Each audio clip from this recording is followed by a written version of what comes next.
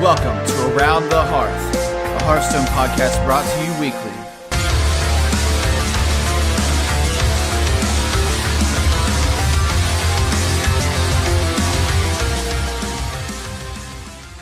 Hello, everybody, and welcome to episode 49 of Around the Hearth. It's a Hearthstone podcast thrown together by a bunch of odd guys just looking to get even. Yeah, so thank you again for joining us. Every week we are live at 7:30 Eastern. We're on Twitch, and we will be coming to you on podcasts and YouTube now every week. So thank you so much for joining us. We also like to always, at the beginning of our episodes, say thank you to our patrons. So thank you, Louise and Beardy Man, as always, for contributing to the show. If you are interested in contributing, you can always visit us at Patreon.com/Around the Hearth. And anyway, you can get rewards, and there are so many things. So please check it out and help support the show. And of course, if you are a Twitch sub, let's see those emotes in chat so we can see you and say hello. And thanks to our newest subscriber, someone we know. Anyway, with that. Now that all that stuff is done, and now let's get to the good stuff.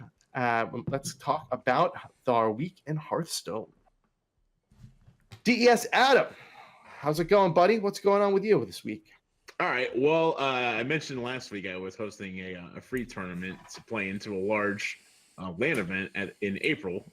We had a pretty decent turnout. About 15 players showed up. It was, we did Challenger Cup standards, basically 2 out of 3 as opposed to 3 out of 5.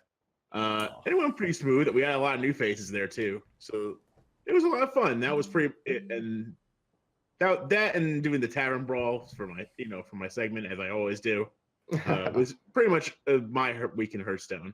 One of my players, Lesmos, did good.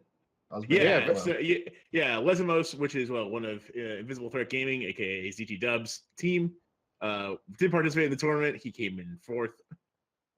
Very cool. But again, good time had by all. I got a lot of positive press from all the patrons, so I was happy about it. Awesome, and then this is just a lead up to something a little bit bigger. And if you're interested in that, stay tuned, because Adam is going to blow your socks off with what's coming next from his side of the pond. Yeah, so already another pair of socks in the meantime. Dubs, how was your week in Hearthstone? It was honestly it was okay. I haven't done much. Just playing the ladder. Okay. Nothing exciting. Did you hit legend before the show? No, I'm rank 1. Oh, okay. I'm about to hit legend. I'll hit legend tonight probably. But nice. I'm hosting a fireside gathering this Saturday. I'm very excited about that. It's my first one in the new location that I moved to. Oh, cool. So it's pretty cool. What did you have planned for yours? What? What kind of activities do you have planned? So I like to give people a choice. I have 3 pre-made things: a live ladder. I call it Battle City. It's where they get gems and they bet gems with each other. And I don't have dual discs, but why the hell not? I have colored gems, and the first 8 people have 12 or something. They get a special gem, and that qualifies them for the single elimination playoffs at the end of the event. So that's fun. And then just as best of 3 conquest is the last one. Usually I hope they don't pick that. If they do, they do. But way more fun. We're happy to as an innkeeper. I know I can speak for myself. I'm happy to do whatever the patrons want to do. You know what I mean? So we're happy as long as you guys are happy. We're happy. Yeah. Sure. rebobson, what about you, man? How's this week been treating you? I've had a pretty good week, Hearthstone wise. So earlier today, I got Legend on the Asia server. Wow! And sometime last week, I got it on EU. So now you have all 3 Legends already. I've got the Triumvirate again. Oh my god! Wow! This is pretty impressive. Pretty impressive. Nerd. Massive nerd. Almost swore. And also I got some cool new toys to play with my computer. I've got a new camera, got a nice new microphone, so I am all ready for when the expansion hits to You just sound like a new man. stream myself opening a ridiculous number of packs. Also, Amazon screwed up somehow, so I've ended up getting refunded all the coins for a pre-order. So I'm pretty happy about that. So you just got it all back. You just got it for free. So I just got $45 worth of coins back for free and a pre-order, just Nice. still there. So Awesome. I've had a good week, you know. Yeah, that sounds pretty darn good to me. My week's been really fun. I've been focusing a lot on Priest and Rogue as their two classes, which I do not have gold in, and it's the classes I like the least. So I play the least, and the archetype which I am the most terrible at, control. So I played a lot. I'm but I only got a 50% win rate or so. So it's hard. I'm not really laddering, but I'm learning the class. I'm getting better. I play Spiteful Priest. You good to go. Yeah, actually, I'm gonna try rebobson's Spiteful Priest and check that out on the standard ladder for a little bit. But I'm really psyched because I actually did some shenanigans and wound up getting 4 hours of coaching with Sehun for $2. Whoa. So I have 2 hours scheduled this Wednesday evening, and then another 2 hours scheduled the following Wednesday. So I'm looking forward to some really cool coaching from an awesome dude. Yeah, nice. Sohyun is a hell of a player. He's a monster. He is an absolute demon. So yeah, so that is, yeah. Oh, before we move on, can we bring attention to some non-Weekend Hearthstone related news? Can we just all give a clap in the chat for ZD Dub's new beard? Oh yeah. Yep. Not being in the military helps a lot with growing the beard, so it's coming in okay. And I think we should have a word from our sponsors. Just for Men. Yeah, this episode has been brought to you by Just for Men. My facial hair grows in blonde, even though I have brown to black hair. So as a joke, I dyed it, and it actually looks okay. It does. You look fantastic. Beautiful. You look like you could buy alcohol legally. So that's that's right. In I'm a Europe. man, just for man. That's me. Card me, will you? All right, so on to our game news. Dubs, what do we got going on in the game news this week? So last week, Blizzard came in and they fixed a little bit of things in the arena. They changed legendary rates in the draft process, and they also lowered the average card quality in arena. So Yes. I believe you're not going to see some really broken cards. Well, you will, just less of them. Yeah, Yes. People aren't going to have like a 80. They won't basically have a constructed deck in arena, is what you're saying. Yeah. You're not going to run like Cube Lock or something. I think it was a crazy stat which came up just after the arena changes came into effect. The Lich King was in 9% of arena decks. Wow. 9%. One card, one legendary. That's crazy. And there were like loads of decks running around with like 5 or 6 legendaries in them, which was just. I saw on Reddit someone had like 4 Lich Kings, and I was like, man, they win. You win. You just win. Our friend of the show, The Cheat, who is an arena leaderboard, I think 3 or 4 months now in a row. He lives his life in the arena, and he has a lot to say on this. And he will be joining us next week for a little bit more in-depth arena talk. But we were talking together, and he definitely said like that those couple of days were just completely nutty. He got to 12 wins like right off the bat. Like he was just going 12 win crazy. And when you have decks in arena, it's gonna happen. Yeah. Yep, just legendary after legendary. You're probably just gonna win. Yeah. Like if you get a card which just goes like 2 for 1 against your opponent's cards, you will win the game. Yeah. So a little bit of extra news. Blizzard also they went in and they changed some stuff for qualifying for HCT points in the ladder system. It has to be a minimum of 30 games, which most likely is to do with people winning 1 game and hitting legend. Because that would get you a point. So I think they make it has to be at least 30 games, and then if you're legend, you get a point. It was I think it was less to do with that and more to do with the legend. MMR, like the matchmaking system, was completely screwed up. I think it was Yogg, the player. He was at rank 1 for 2 weeks without playing a game. Oh, really? Oh, he Like, never and decayed. the decay had completely stopped working, which is why Blizzard introduced this rule that you need to have played some games this season, so you can't just And then, camp yeah. at rank 3. That's when like you just 15 points.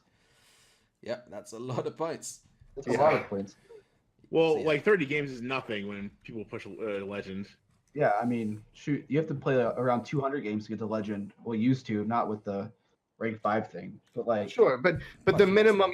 minimum you'd have to play if you won everything and you started at 40 stars would be It's 30 plenty. games. Yeah. right. So Yeah. when you look at what it is, it's not really an issue unless they have an issue, which is what happened. They screwed up big time, and Mhm. they have to fix it. And it is what it is. This will never ever matter, or hopefully will never ever matter in any other month but this one. Yep. Yeah. It was So- a turbulent turnover period for the ladder system. And Yes. hopefully it doesn't affect the kind of people's qualification for prelims too much. Yeah. all I know is I'm gonna log in the moment the reset happens, just in case, and I'm gonna try and get rank 1 legend standard and wild at the exact same time. And Blizzard, if you're listening, we love the new ladder system. Yeah, It just got a for little sure. borked on Inception. So Oh no, I love it. It's made the whole triple legend thing so much easier. yeah, at the Yeah. end of you're only halfway through the month, really. So It's I great just to know- know rank Yeah. 1 right now. I don't never have to worry about like ever being past rank 5 again. Yeah, Good. I'll just settle for 1 legend. How about that? Yeah, we'll get you there, Adam. Don't we'll you get you there. We DS need- Adam, we'll Yeah, stream we're you gonna have live. some more 24-hour time. stream. When I have some more time, I promise. We'll do a 24-hour stream. We won't stop until you're a legend. Oh That's- boy, That's All right. you're trying to That kill is- me. So Squirrel, Okay. here we have some expansion news. We do. So, in case you haven't heard, in case you've been living under a rock, there is a new expansion coming out. We talked about it last week, the Witchwood. We are really, really excited to have it. So we really weren't expecting anything. We kind of thought we were going to hit this 2 weeks where nothing was going to be revealed, and then we'd have the live reveal show, and then we'd start the reveal season. But it was a fireside chat, right, with Mike Danaeus. The new cards were spoiled, and he was showing more about the mechanics. So let's talk about the new cards that were revealed. The first card I love. At first, the artwork took me off guard because I love it. your first golden craft, isn't it, Squirrel? It is. This is my first golden craft. It's not a warlock card, so maybe I'll get lucky with it. It's a 3-mana 3/3 mage card. It is a beast, and it's a spell damage +1. It's And then it has Azure Cat. Azure Cat, and if your deck has only odd cost cards, draw a card. So if you're playing this odd cost archetype, this is a fantastic card. 3-mana 3/3 is a great stat line, and you're getting the Azure Drake bonus. This is a no-brainer for 2 years if you're playing this type of archetype. It's just amazing. What do you guys think? It's I mean, really the fact good. that it works with Azure Drake is really cool too, because in Wild, now you have 4 Azure Drakes. Holy moly! Yeah, no. So in Wild, you can play double Black Cat, double Azure Drake, and then pull one of each with the Curator. Because that's Wow. Mage is gonna be fun. maybe even throw some Cold Light Oracles in there if you've got some kind of like odd mage combo deck. Yeah. Just to recap, odds only is upgraded hero power, correct? Yes. Yes. Okay, so that means you get the 2 damage fire blast. Mhm. That's disgusting. Yeah, Yeah, so this although- card's pretty good, and it's a common. Yeah. Yeah, this is going to be a really great card in Arena. This is going to be, we could be having a retrospective on this set, and this could be one of the cards that we're naming in the top 10. I think that's how balanced and well it is made. That's a bold So, prediction. I don't think it's Wasn't going to be. it, I don't think it's going to be one of the card- top cards of the expansion. I think it's just going to be just a really solid card. I mean, even if it's like you don't use odd and even cards, it's a 3-mana 3/3 with spell damage. That's good. Really good. Yep.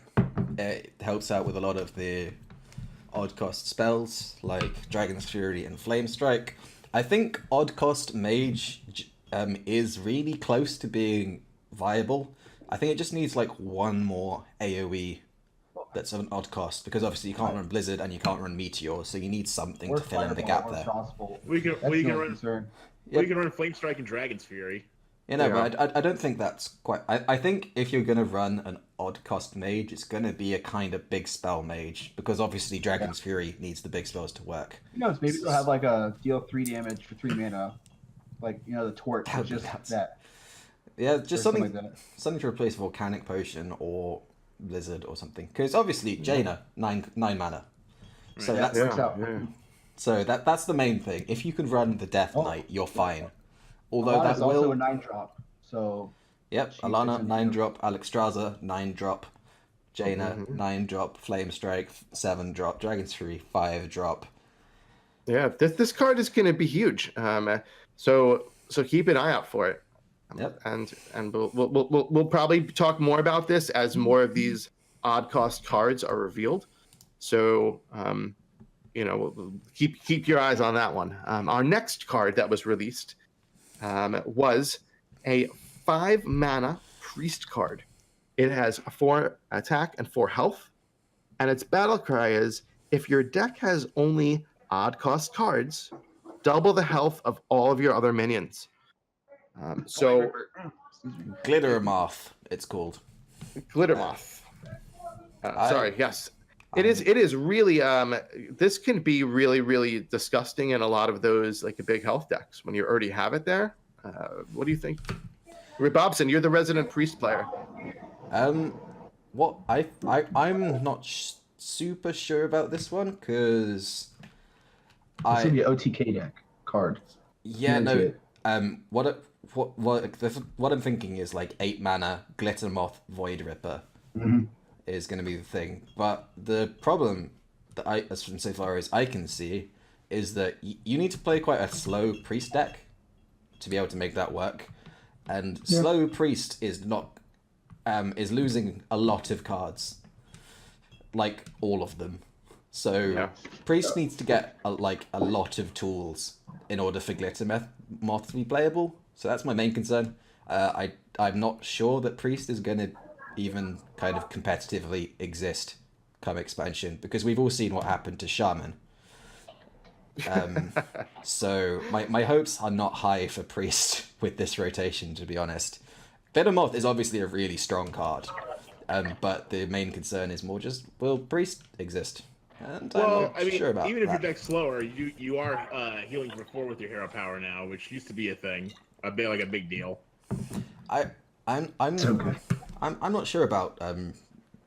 I think gradual healing is quite bad, because the main thing that priest needs is burst healing, because it's losing greater healing potion and it's losing priest of the feast, or like both its ways of healing up huge amounts in one turn. If you're healing for 4 every turn, that's gonna like really halt aggro decks.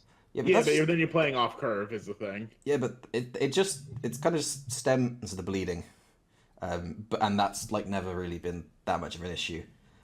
It's more the fact that priest is not going to have any way of clearing the board with the aggro decks is going to be the main problem. Yeah, well, they might have a new plan for priest though. That rather going into the new year, they might have is it Purify? Purify 2.0. Purify 2.0. Yeah. All right, so moving on to the third of 4 cards that were spoiled during this cast, we have the Merc Spark Eel. It is a shaman card, and it is a 2-mana 2/3, and its battle cry is: if your deck only has even cost cards, deal 2 damage. I think that's really strong. It's a pretty good card. If you build this archetype, we see how strong the valet can be. So you can see that there's just so much potential, and you don't even need to have a secret in play for this to go off. So, yep. So all Shaman needs now is an entire deck full of other cards, and then this deck card might be really good. Yeah, it's kind of like a valet with like the requirement already met for the most part. Yeah. Yeah, like- I'm trying to think what all good even cards there will be for a shaman. I think I went Oh, over what with totem? a friend of No, mine. no, guys. This was why Hex was nerfed. Ah, they Alright, knew. makes sense. They did. Totem shaman. A lot of those totem cards are even cards. Maybe totem shaman needs to play. Yeah, so is murmuring. So is murmuring elemental. Think about that one. Or But priest shaman. but the like Windshear Stormcaller or whatever is 5 mana. Windshear yeah. Stormcaller. Oh, the one that got that summons out. Well, you can just play Alec here, I suppose. Yeah. Yeah. Or you just Alakir run it is anyway. really bad. Run it one of. I mean, you gotta make some choices, some hard choices Yeah. here. You know, I- if you gotta play I- Alec here. You gotta play Alec here. I don't think you ever want to play Alakir, to be You can honest. play you can play Grumble. You can play Fire Elemental. You can play Flame Tongue Totem. You can play. Actually, grumbling this would be pretty good. You want 2 out grumbling. Grumble is an insanely strong card in a really bad class. that no one's playing. Well, no, yeah. If Grumble was in any other class, it would be so good. Yeah. But Yeah. it's in Shaman, so it's I mean, very yeah, hard to work. I'd have to see more Shaman cards before I could determine if this thing's good or Yeah, not. I think the Shaman and the Priest card both will rely very heavily on what else is in the set. But let's move on to the last card. Coincidentally, all the cards which were released were beasts. Yeah. Yeah, that's it. That's true. So the last card released, the good old Druid class gets a 5 mana, 2/6 card called the Gloom Stag, and the Gloom Stag it has taunt, so it's a 5 mana 2/6 taunt with the battle cry. If your deck has only odd cost cards, get +2/+2. So obviously It's a 5 mana 4/8. Yeah, it's a Pretty 5 mana 4/8, which is pretty good. Yeah, gross. Obviously, this just dilutes the 5 mana pool. Otherwise, for like devolves or evolves, or you could get you could get this off Fireland's portal. Well, kind it of won't thing. exist. It won't exist in standard. I Right, mean, Yeah. right, true. But it's just interesting. But I think it's a very powerful. What about you, Dubs? Oh yeah, I love this card. For some reason, I thought it was a 2/5 for the longest time, and then I saw the video where they played it. I was like, oh my god, it's a 4/8. Never mind, that's good. Yeah. But Yeah. also, I mean, if you have the thing that oh, that's going Hadronox. away. No, I'll see the thing that Hedgehogs, sure. I'll see the thing that copies. That's leaving. What do you mention already? Menagerie Warden. Yeah. Menagerie Warden, yeah, That'd be pretty good. Getting a couple 4/8s. that'd Yep. be nice. But that's But rotating. yeah, just a 5 mana 4/8. I mean, you played on curve, especially against aggro decks. That's going to stop them pretty good. So You're guys, gonna have to trade all their dudes into it. this is the official death of Druid of the Claw. Yeah, Oh, for sure. I mean, I would rather play this in Drew. If I was playing that kind of deck, obviously you play this over Drew in the Claw. Yeah. Well, I mean, you could probably play it for charge if you want to. Well, no, I'm saying like Drew the Claw is better in any other deck other than this one. Is what I'm saying. I mean, I Yeah. suppose you could play both if you really want to. But this is another card which just kind of it's going to rely very heavily on the other cards in the expansion because it doesn't. It's another card which doesn't really fit into an existing archetype, so we're going to have to see what else comes up. Yeah, and you can't play that 4 mana dude that buffs all your taunts either because so it doesn't fit that archetype. Yeah. There's like the kind of taunt druid thing. But the interesting thing about this card is it has really negative synergy with Hadronox because the +2/+2 is a battle cry. So after So Hadronox dies, you don't get it. Yeah. you get a 2/6 back instead of a 4/8. I mean, I which kinda suppose sucks. that's still okay though. It's okay, but it's like kind of awkward negative synergy, really. Right. So we'll see what is to come. Next week Yeah. we'll have a lot more idea as to what is going on in this set. Yeah, I'm very excited. I can't wait for some big drops to come. So stay tuned, obviously, for that. Big drops. But that's all we have for you this week. So let's move on to just a little bit more expansion news. We'll just let you know kind of other things that happened during the week. One of the designers, Dave Kosak, confirmed that the Hagatha card, that was the little spoiler teaser at the end of Please nerf. Please nerf. It's too OP. 2 OP. That card is a hero card, and she will be a shaman hero, and no other classes will get hero cards this set. Shaman's in that bad a spot. That's just very odd to me. It's really weird. Usually they're very consistent with things that they do across the board, I think, though. Yeah.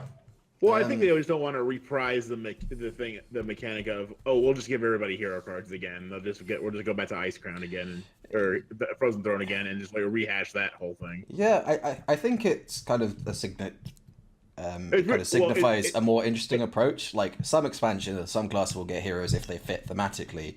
Right. And it's just that class legendaries can now be either a minion or a hero, or then maybe more quests might come out. Maybe a weapon or a weapon. They just use Ice Crown to introduce the concept of heroes. Yeah. Now, yeah. Just sprinkle them in every now and then. It's good. It's good to hear that this is actually really good because it shows that they're not abandoning like past like motifs or mechanics. That means that they will. I'm tired of weapons. Well, no, legendary weapons are fine, honestly. Like you just need to print enough like ways to deal with them so that they stay in check. You know what I mean? Sure. So in my opinion, this is like really, really good for the game. Yeah. No, we'll see how it goes. But I'm very excited to see what she does because I still don't have a golden shaman. So moving on. We were talking last week and trying to make predictions for when the release would actually occur. Now, no one knows the answer to this, but last week we were all taking picks, and we were guessing, and then the people on Reddit decided that they were going to do their mathy awesomeness that the people on Reddit do, and the release date has been unofficially made up to be Thursday, April 12th. Now, who said something that? Which is exactly the date which I said on last week's show. So I clearly did. I just subconsciously did all the same kind of maths that they did, without even realizing. Although I still really want them to do it. I kind of want them to do it a day later because then they can release it on Friday the 13th. And that's just kind of cool. They just do it on April Fool's Day, and then like people can play and then reverse it. Yeah. If you're listening to the show, let me tell you something. Be careful on April 1st because I don't think they're going to release it that day. That's all I have to say. All that's going to happen on April Fool's Day is just nothing. Wait, didn't they release it on April 1st last year? No. Okay. No. They're going to let us open our packs, and then it's going to say April Fool's, and then you're just going to get a pack which is 5 wisps. Yeah, there you go. That would be cool. That'd actually be really funny if they gave us a special and a pack golden with, wisp. Really crap and a cards. golden wisp. Yeah. So moving on from that, with the this time, we're going to tell you something that we've told you before, but we're going to tell you that it's going to happen this time. This time we mean it. Yeah, Brad's gone. We will not worry about him. Brad is gone. Brad has been sacked. So yes. So don't worry about him. There will be a card reveal stream at 11 a.m. Pacific time next Monday, the 26th of March, and then following that will be like the unofficial kickoff of the event of the release season. Players and pros and magazines and all the places that get to reveal cards will start their own card reveals starting that day. So expect the awesomeness to start, and it will come back next week because we'll be talking about all the stuff that is revealed. We'll be the first ones, hopefully, to get that news in for you. One day we'll be the ones doing the reveal. Yeah. So, so there were a couple of more details on the Monster Hunt that were revealed. In addition to the Monster Hunt UI being leaked on Reddit, if you want to take a look at it, go check out the front page of Reddit, or you could just search for that. It's just on playhearthstone.com. Oh, is it? Okay, they have it up now, so it's pretty cool to see, and I really like it. It looks very similar to Dungeon Run, and you will have the 4 unique heroes. One will be called the Cannoneer. One will be called the Hound Master. Then there's the Time Tinkerer, and the Tracker. and we know absolutely nothing about what that means except from what their name implies. Time Tinkerer really looks like the odd one out to me. Yes. The other ones all sound quite beastie, and then the Time Tinkerer is just like, nah, I'm just going to screw around with magic. Yeah, they probably like, well, we need a magic person. They're like, all right, deal. I'm definitely playing as Time Tinkerer first. Hero powers gain an extra turn. There you go. Ooh, that sounds brutal. That does sound brutal. That'd be cool. So yeah, and then the final thing that I have from the expansion section of this is we can now see new game board. Ooh. It has been revealed, so we can take a look and see what it looks like. Unfortunately, we cannot interact with it yet. We cannot do the clicking of all the things that we want to do. Although but it looks... I would definitely bet money that is going to be a decent. There's going to be a decent portion of the live stream next Monday, which is going to consider them screwing with the game board. I have to say, I'm a little embarrassed. I didn't know this, mainly because I always like crop out the sides, like on OBS and stuff.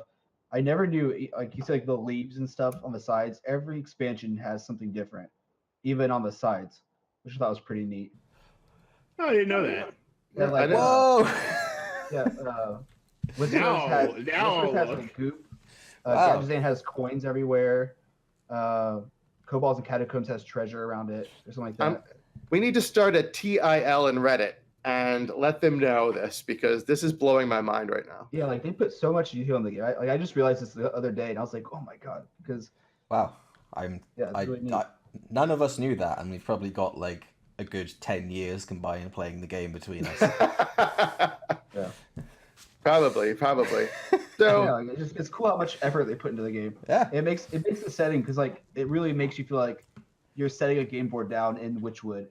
It does, and it looks coming. You're like, let's play a quick game real quick. And it looks very clickable. It looks like there's some really cool stuff you can do. I loved the last two boards that they did. I think that click on the cauldron. I think they know how badly the Whispers of the Old Gods board was, and they made up for that with the last couple of boards. So, so thank you. I This want one to looks click fun. on some stuff. I do. Clicky. All right. So, as we wrap up that section of the news, we also like to cover something we call esports. Esports. Yep. So first things first. I think Adam's got something he'd like to talk about. All right. So ask yourself the following questions: do you like Hearthstone? Do you like competitive Hearthstone? Do you like big tournaments with high level play and large cash prizes? I've run If out the of answer to thumbs. all of those is yes, then the Nursery Gamers Brotherly Brawl LAN is 100% for you. That's right. You missed out an important question. What was the important question? Can you reach the Philadelphia can you reach the area? Philadelphia area? That's probably the most important. Because that's the one which Anyway. which I answer no to. Anyway, in the Philadelphia area, in the final weekend of April, so that Saturday, Sunday, I believe that's the 28th and 29th, where Nursery Gamers will be hosting the first ever Brotherly Brawl 10K LAN. Now, what does 10K mean, you ask? That means The speed of your modem. The speed of your modem. right, but also Modems. we have secured $10,000 in cash Wow. I love thick prizes. to the winners. So the first, just to give an example, the first place, you come in first place, you get $5,000. Wow. Can you This just is take not that a money and throw it onto the floor and swim in it like Scrooge? I suppose you could do whatever you want, except the money is probably going to be all digital. So you're probably getting it in the form of like either a check or it'll go I want a into big an check. account of some kind. A giant check. Yeah, we'll probably have a giant check. Yes, giant check. Please do giant check. Just have it Gotta do written out giant to GT checks. Dubs. Have it. So anyway, if you have more, if you're interested in something like this and you can make it out to the Philadelphia, I'll be the one actually adminning it, so you get to see my pretty face there. And I think I actually might go. So 3 of the 4 of us might actually be there. Yes. It will be an almost all ACH like family reunion sort of thing. Yeah. Rebobson will be in Europe though. We can get a Rebobson head on a stick and we can carry it around with us. We'll bring like a cardboard cutout of rebobson. Yes. I believe Steffi will be competing on my behalf. Yes. So friends of the show will be there. I believe EK Designer has already signed up. He will be there. So speaking of signing up, if you want to sign up and save yourself some bucks, you can pre-reg at Nerd Street Gamers. That's N3RD Street Gamers.com. Follow the links to the Brotherly Brawl Land. Save yourself $20. It's $55 for pre-register and $75 on site. Cool. So in addition to the tournament, we understand that a lot of you may get knocked out, but still want to play some Hearthstone. We will be having some side events there that I will be coordinating and concocting for everybody. So you'll have your full fill of Hearthstone.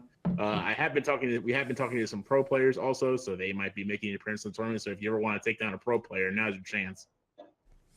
Well, is it Razor? Yes, Edelweiss of the show. She's gonna be there. She is a pro player. Edelweiss is a pro player. She is a pro player. She's getting flown down to compete. I consider that pro. So she'll definitely be there. Steffi will be there. It'll be a great time. We're reaching out to lots and lots of people. I want to see you guys there too. So get there. If you're listening to the show and need more information, you can always message the show, or you can follow that website. We'll make sure to post in the show notes. But yeah, $5,000 to $10,000 guaranteed money. Yep. Check it on Facebook. This doesn't happen that often. So let's make it as big as we can. I definitely want, and I'll make sure you guys have a great experience. That's amazing. Thank you so much for doing that, Adam. And we really hope to get a lot of you guys down there. If you have any questions at all, feel free to shoot us at aroundthehearthpodcast@gmail.com or just hit up Adam directly. You can follow him at DES Adam and all that good stuff. So make sure you hit him up and win a lot of money. Right? Yep. Win a lot of money. We have another tournament that we want to tell you about that you should know about already because you've probably listened to our show before. Rebobson, what is it? So ZT Dubs did mention earlier that he is hosting a Fireside Gathering this Saturday. That's not the only thing he and the rest of us are hosting on Saturday. Our dungeon race is approaching. It is this week. It is this Saturday. It's, starting at 10 a.m. Eastern Time. You can register for the tournament up until, I think, just 9:30 in the morning Eastern on Saturday. Free. Yep. Free. So the way it's going to work is you choose 3 classes that you think will get you through dungeon runs fast. You sign up on smash.gg/dungeon race. You enter your chosen 3 classes. I'm fairly sure you can change those 3 classes all the way up to the end of registration on Saturday morning. And then on Saturday, we're going to have 3 rounds where players try and beat a dungeon run in as few bosses as possible. As few bosses, not physical time. So we're looking for people who can just one-shot dungeon run, essentially. And if you do, if there are too many people who one-shot, then it will be decided by physical time. So we advise everyone who wants to give it a shot to think about your strategy beforehand, know which classes are good, what's going to be good, and then, of course, the first prize will be a $75 toywiz.com gift card. Second place will be $50, third place will be $25, and the fourth place prize will be a pretty sweet Hearthstone keychain provided by Recollection Studios, aka Edelweiss, the pro player. So that will be worth a lot of money when she's super famous. So you definitely, you'd still be happy with fourth place, I think. So if that sounds like fun to you, it is free to enter, of course. Remember to check out smash.gg/dungeon race. Check out our Discord, which will have more to this. It'll be on Facebook, of course. And we look forward to seeing you on Saturday morning. And anyone who listens to the show can also get a special promo code that we're giving away to all of our listeners from our sponsor, toywiz.com. So if you use a promo code Around the Hearth, you're going to get 10% off your entire order. So go check it out. They have some amazing stuff, a lot of limited edition things. They have stuff that you can't get in the U.S. They have lots of imports. Lots of It's Magic the fantastic. Gathering stuff, lots of Pokemon Magic the cards, Gathering. lots of Yu-Gi-Oh cards, lots of comics, lots of memorabilia. They've just got a whole shed load of cool stuff.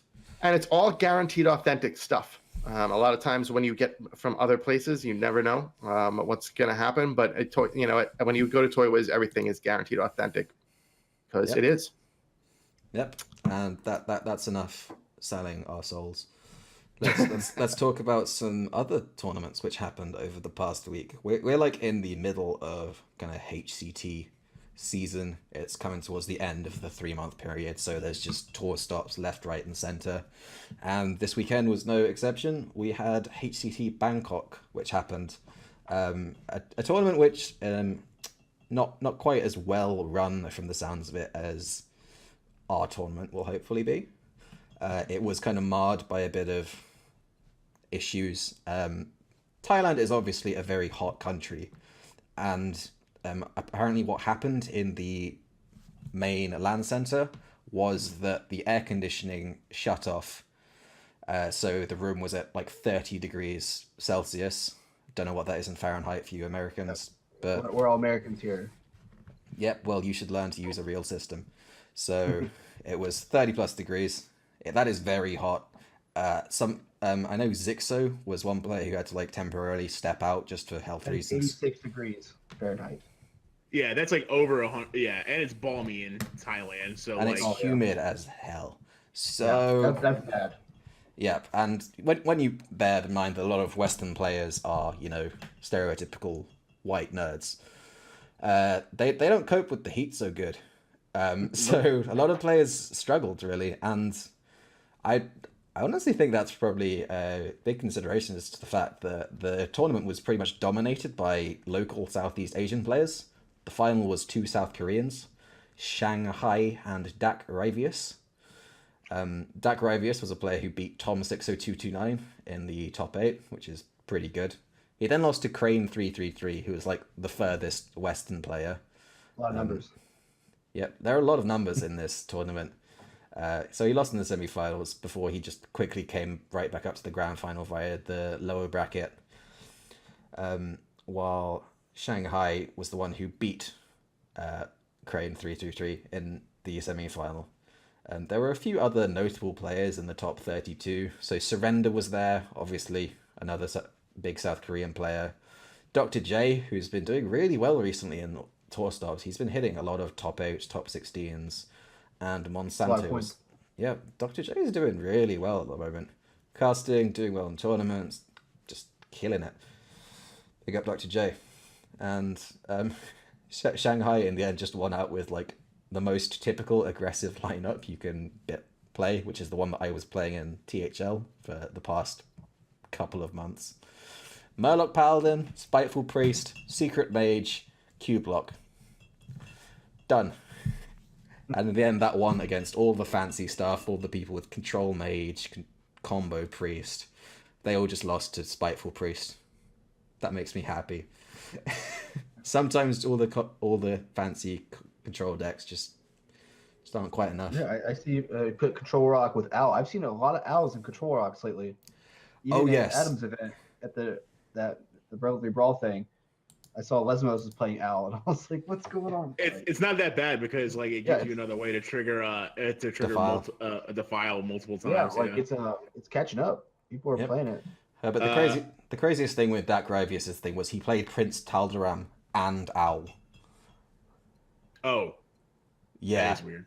He reached So, top 2 with Prince Taldaram and Owl. And Owl, in his... yeah. I'll draw the Owl eventually. It's fine. Yeah, don't worry, it's fine. That's just incredible. Can we also point out a South Korean player named Shanghai. Shanghai is the city in China. Yep, it is obviously spelled slightly differently. I find that kind of fun. I just find that kind of fun. It is spelled Shang, then high, as in flying high. Yeah. Not low, but high, yeah. Yep, flying high. So that was a pretty cool tournament. It was the final itself was quite quick because it was Dak Rivis' lineup was Secret Mage, Quest Rogue, Control Warlock, and Combo Priest. So that just got kind of beaten up by aggro a bit. Yeah. So that was quite funny to see, quite honestly. Although I think Dak Ravius is like he's second or third currently in the world on HCT points, and I'd never heard of him before the tournament. So Me neither. we do not get very good Asia Pacific coverage, so I need to follow the Asia Pacific scene a little bit more. It turns out, because just had not heard of him. And then there was another big tournament happening at basically the same time. It was the WESG, the World Electronic Sports Games, which was like, I think the grand prize was $150,000, which is not to be sniffed at. There were a few kind of big players present in the top 16. Dog and Luffy of Canada, I think, made it to the top 16. Frozen and Fluffy made it to the top 8. And then the finals were between Fujitora, a Turkish player, which you would not guess from the name. I think he's of Turkish-Japanese descent, which is a pretty cool mix. And he was up against Luca, again, of Canada. And they had a pretty weird format for the tournament, where they were best of 5 for most of the tournament, and then switched up to a best of 7 right at the end. There we go. Yeah. Best of 7 matches are really, really long. Yeah. The highlight of that was a control mage mirror, where Luca had he had some amazing knowledge of this particular matchup, and his play was just kind of perfect. So if you want to know how to play really long control mage mirrors, you should go and check that out. It's not for the faint of heart. If you like kind of big, exciting plays, then I would not recommend it. But if you like meticulous, really long games and people pigging each other in the face for the first 5 turns, that is your jam. Yeah. And it ended up with a Jade Druid versus Combo Priest match, where Luca top decked a Naturalize while there was a 13-12 Cabal Talon Priest on the board on turn 5, and still lost the game. Oh. He didn't stabilize after that. He just Fujitora just made another really big dude and just slammed him in the face. I mean, such is the nature of Druid single target removal. It's not so good. Yeah, 150,000. That's crazy. That's so much money. Yeah, the difference between first and second place as well. First place was 150,000. Second place was 60,000. That's a year's salary for most people. But that match was worth $90,000 alone. Yeah, which is absolutely that's so much pressure to be playing under. Second place is 2 years salary for a lot of people. That's crazy. He's set. Yeah. I'd be very happy with that. I'd be happy with any of those. Yeah. Yep. And also WSG Women's took place, because WSG runs a women's only event, which is super cool.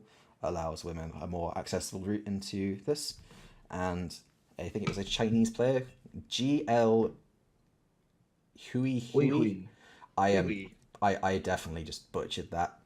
She took first place. A player called Dawn Lion took second. I'm just messing up all of these names. A player called Yan came third, and then a British player took fourth, Skara Kai, who I know on Twitter. I've been following her, and it was good to see a UK player come fourth in the world. So, rap. Yeah, but so awesome. That is it on the tournament side of things. Let's talk about some Tavern Brawl, Adam. What you got for us? Oh man.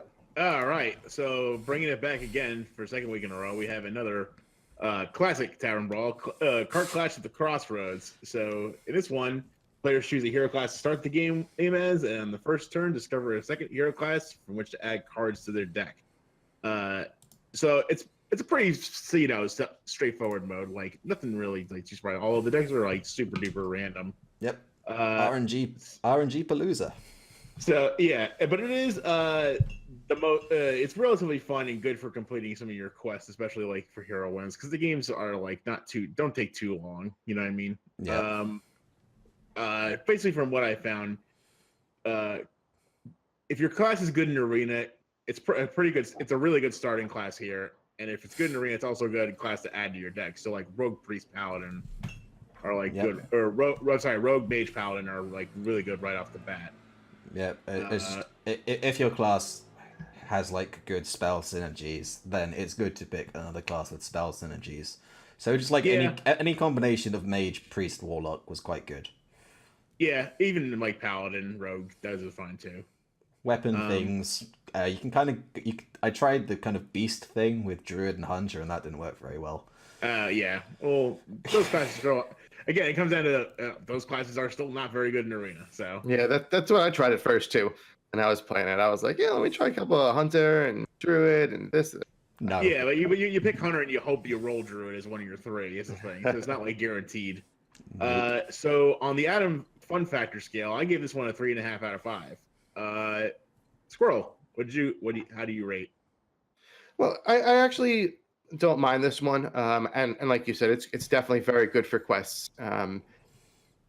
What I find is that day one, if you're playing this, games are a lot longer than later on, because day one is just everyone trying to get their packs. Yeah. And so you just have a lot of people who are like reading the cards. Listen, we've all been there. I get it, but the games were really slow day one. So I decided I was going to chill and like wait 2 days. And then I went back in and I got a couple of games and I had fun.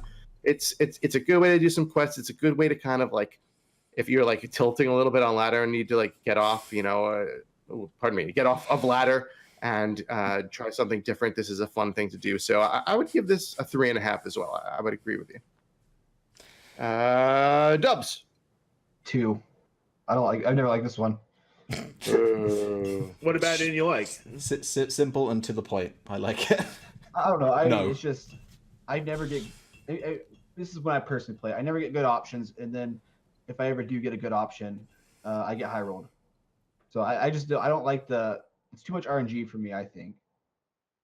But that's like the point of. But that's like part of the point of Tavern Brawl. Yeah. I play Tavern Brawl's for silly shenanigans. I like fun RNG, but like when it's just like I get.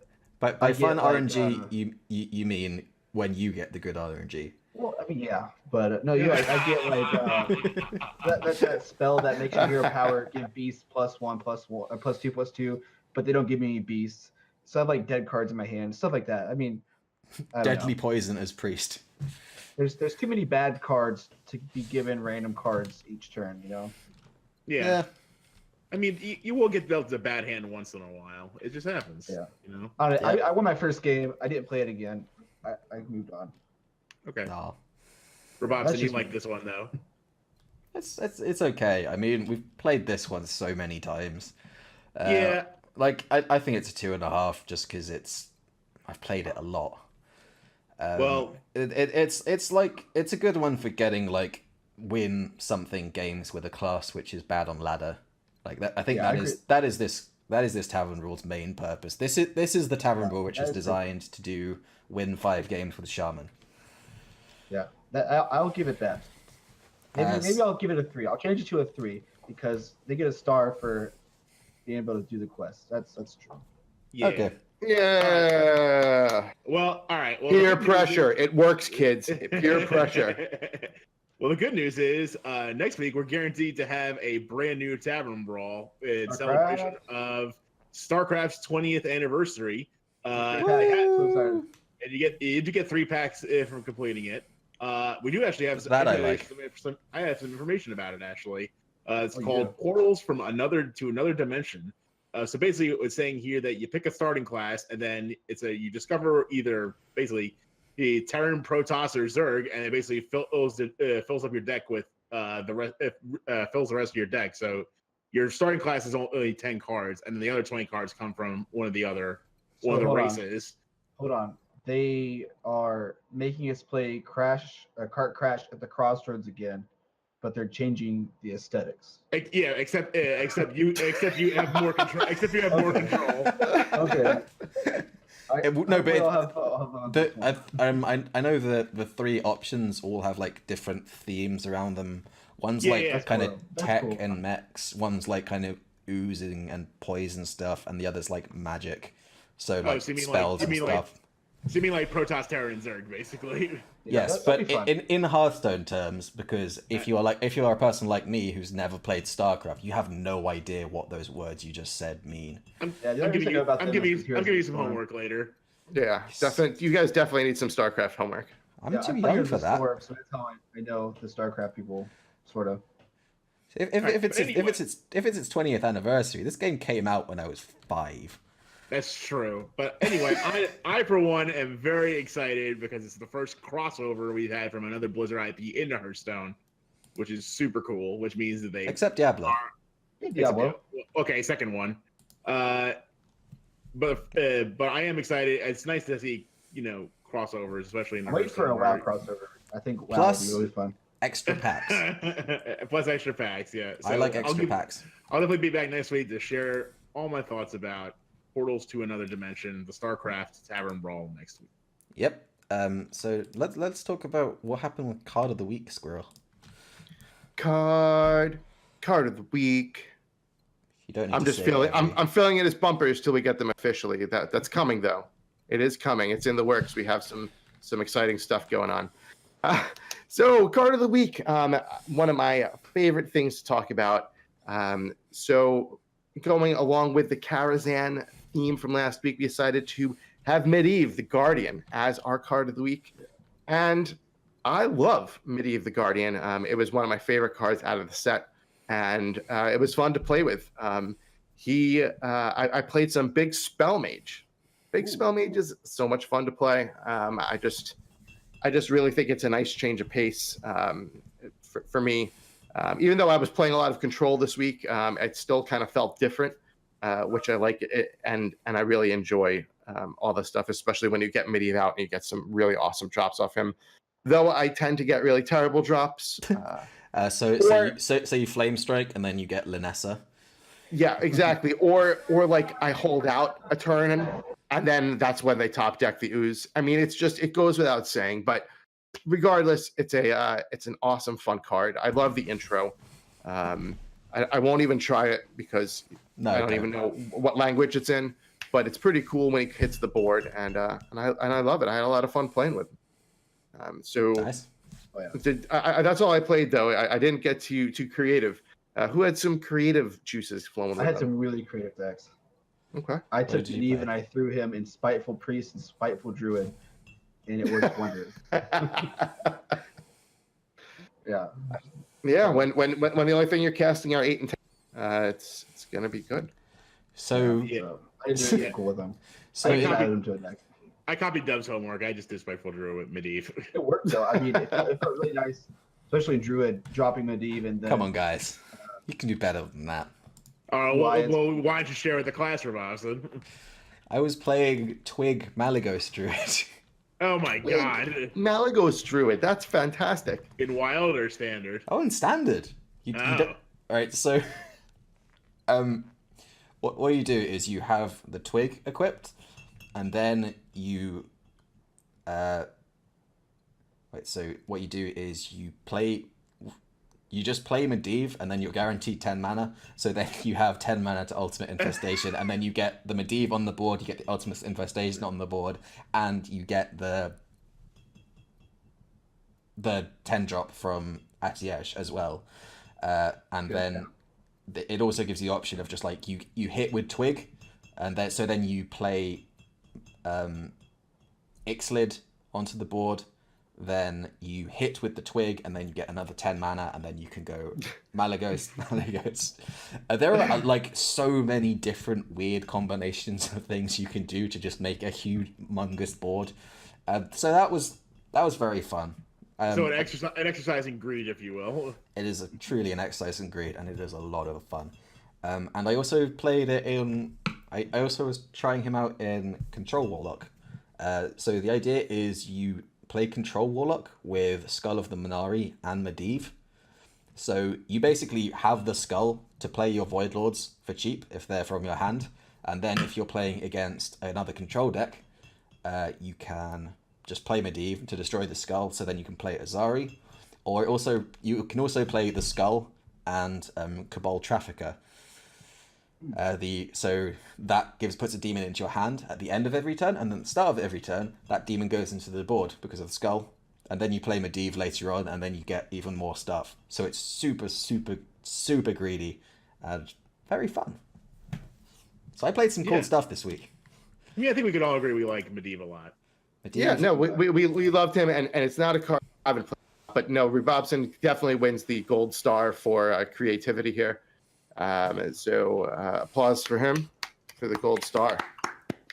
You go. So now, going along with our theme, I'm going to read you a little bit about a card, and when you guys figure out what I'm talking about, let me know. This card's effect is extremely chaotic and is best used as a last resort defense. If you were able to build a board with low-cost minions before playing this card, it can cause whatever thrown towards you to hit an unfavorable minion instead, giving you some time to buy against any non-AoE effects. It is the ultimate quest mage counter. He can deter a lot of effects on the board simply by being on the board. Who in chat can guess what this card is? Laura has guessed it. Oh, has already got it. That is it. So the mayor is in town as we discuss the mean streets of Gadgetzan. We are going to be giving our retrospective coming up right now. So our card of the week for this week is going to be the most chaotic card in the set, at least according to Hearthstone Wiki. Probably TM. ever. Yeah, I would agree with that. Even the emotes are. Yeah, even though you can't pick the right emote. Yeah, this is the only way which you can use the sorry emote anymore. Yes. Interestingly, even with heroes who were not around when sorry was still a thing, so they put it in the game just for Mayor Noggenfogger on characters like Medivh and the most recent one whose name I've just completely forgotten. Lunara. Oh, Lunara. Well, I guess that'll be only Nara. You mean Tyrande? Yeah, Tyrande too. Tyrande, Medivh. Yeah. Before we get into the Year of the Mouse, I like. Nemsy. Yeah, Nemsy, that's the one. Before we get on, this is nothing to do with my card of the week, but it was one of the most glorious moments I've ever had in Hearthstone. I was playing Evolved Shaman against a Quest Mage, and I evolved into Mayor Noggenfogger. Oh no. Amazing. And I was just like, okay, I just need to just stay here for the rest of the game and just see what happens. And I like it here. Yeah. Yeah, so he ended up fireballing. He's fireballed a bunch of my stuff, but he did kill like 2 apprentices, and then he just conceded. I was just like, yes. So Mayor Noggenfogger can win games so long as he's not in your deck to start with.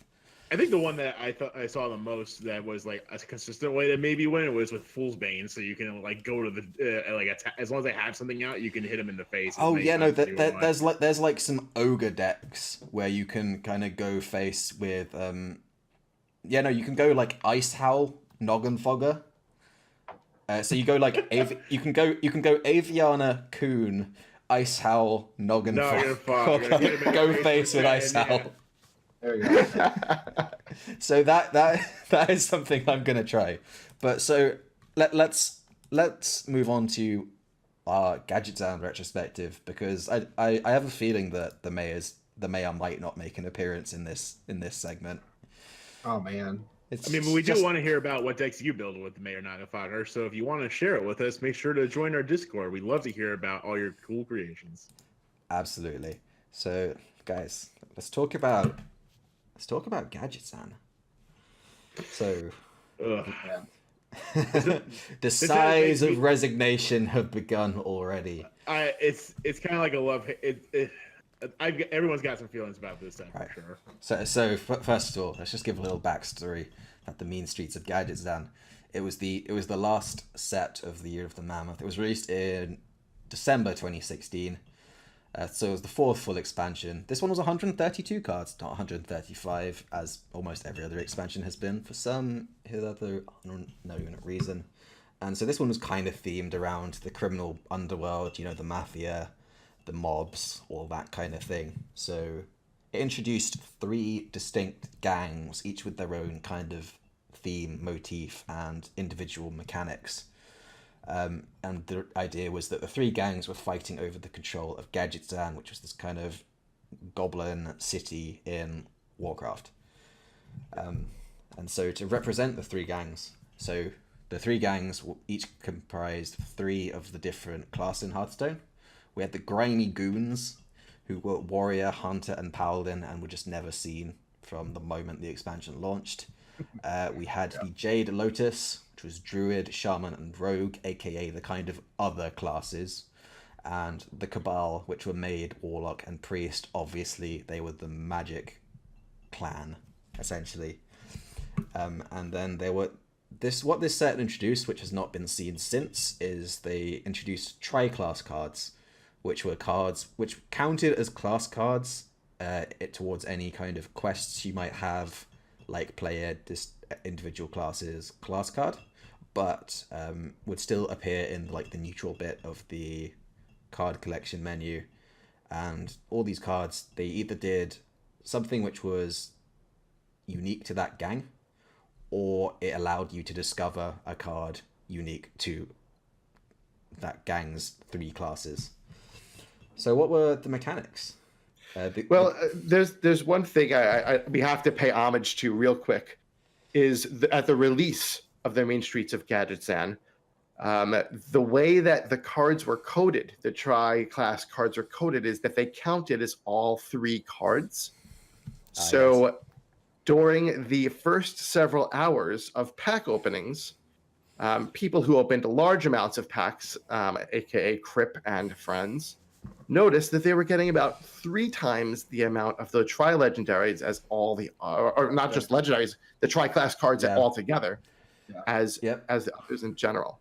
Yeah, I think Crip at one point had, he found out that he had over 200 of one of the grimy goons, just commons. Yeah. So I think Crip was the first person who noticed that the drop rates were broken. But he did open like 1,000 packs.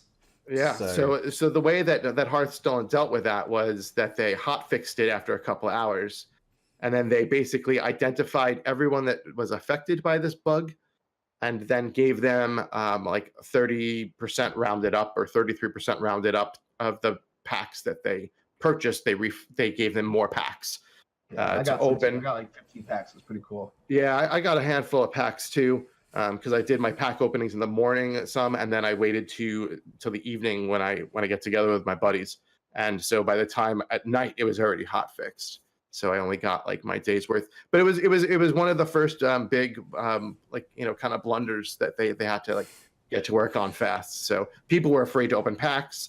People who had streams weren't opening them. Like, it was just crazy. So that was just wanted to pay homage. Do you know what I got from that?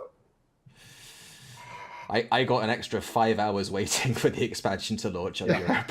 I do remember though. I got like maybe 2 or 3 extra cards, but I still got the 30% extra stuff. I was like, all right. Like, I got a couple extra free stuff. The Cabal one that lets you discover Cabal cards. I got a couple of those, and I still got the stuff. And I was like, yes, nailed it. Yeah, I was at work, and I was having a bad day, and I got that. It made my day at work better. So, thanks, Great. Blizzard. Go Blizzard. So sorry for that little tangent that I went on. Yeah. And with our update. Yeah. That was important though, because that set us up to how bad Gadgetzan was going to be for the meta. It was Spoiler alert. Bad and good at the same time. They're like, here, we're going to give you something bad. That way, you don't think what's about to happen is going to be as bad. Yep. So I mean that was the initial blunder, and then the main blunder was Gadgetzan itself. So that's subjective. I say yes. Yeah. Well. So but before we talk about individual cards and what we think about the set, although you've probably got a good idea now. So like we said, there are 3 specific mechanics, one for each of these 3 gangs, each comprising 3 classes. So the Grimy Goons had this kind of hand buff mechanic, the idea that you would buff stuff in your hand, and then you get to play it later for more value. And this mechanic sucked. Really hard. It just failed completely. and was never seen again. I think we all really wanted that to be good too. I didn't. I thought it looked rubbish. I mean, no, well, I wanted it to be really good. I do like the Paladin one, the 1 mana that buffs it. Like you run 2 of those. Just Oh yeah, there were some ones that were okay. that one was good, but like Don Paladin- Honcho, oh my god. Well, yeah. And the idea was kind of each class within a gang had a different way of using their individual mechanic. So in the Grimy Goons, Hunters had kind of buffing beasts in their hand, I think it was. Warrior had buffing weapons and taunt minions, obviously. And Paladin had buffing all the minions in your hand. And obviously buffing all the minions in your hand is better than buffing 2 things in your hand. So Paladin's was the closest to being viable while still being quite bad.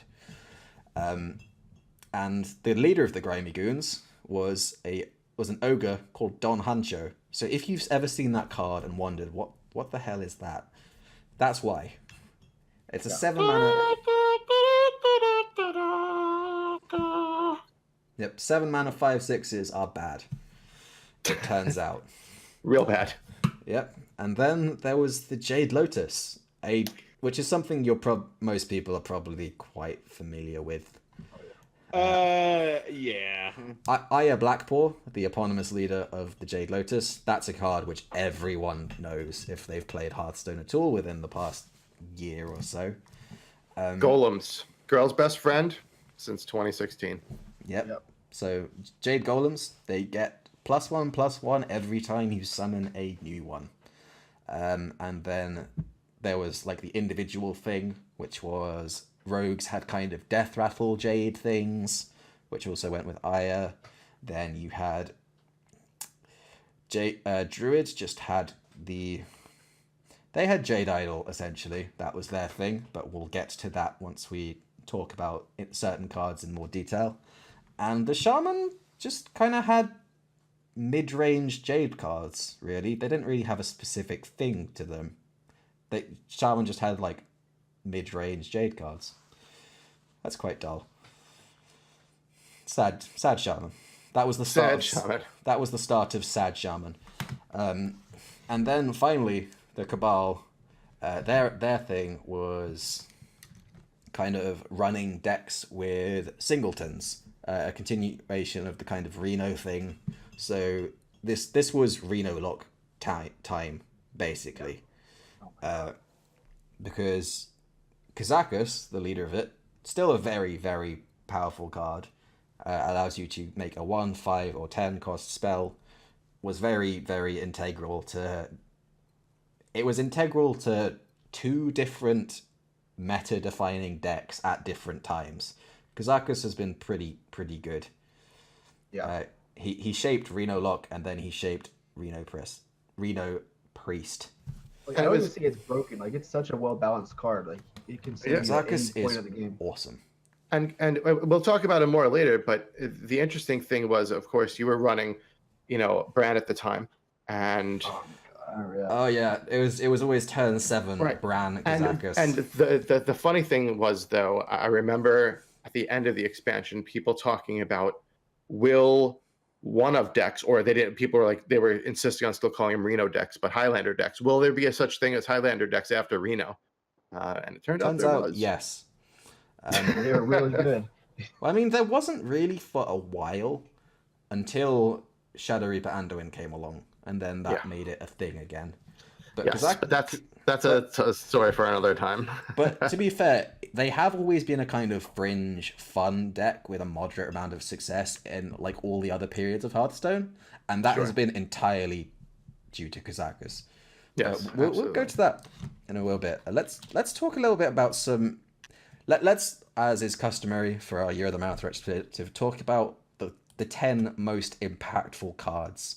Now, this week, we have had a lot more disagreement amongst ourselves than we've had in the other 2 weeks. The other 2 weeks, we just agreed on our top 10 almost instantly. This week, we've had to each do an individual top 10 and then average it down because we could not agree on almost anything this week. Yeah, that was pretty crazy. One thing we did all agree on, though, is... one of us didn't put this card at number 1. One of us put this card at number 2. Squirrel. And that card is obviously Patches. That's number 1 in the whole game. We should mention. Yeah, we should mention this is the pre-nerf version of Patches, not the current one. Yeah, current Patches is way better, but we won't talk about that. Yeah, we are of course talking about pre-nerf Patches. When it had charge, this card had defined the entirety of Hearthstone for almost a year and a half. It was in every aggro deck. It stopped all aggro decks which didn't run him from even existing. So Secret Mage couldn't exist. Any kind of Hunter aggressive deck couldn't exist unless it also ran Patches. Dude Paladin couldn't exist. Anything which ran 1 health, 1-drops basically could not exist. And even Murloc Paladin couldn't run Grimscale Chum while this guy existed. Yeah. He was integral to that kind of tempo package which existed after Knights of the Frozen Throne, which was, and then after Kobolds and Catacombs, which was just South Sea Captain, Patches, Corridor Creeper, Cobalt Scalebane, in every class, in every deck.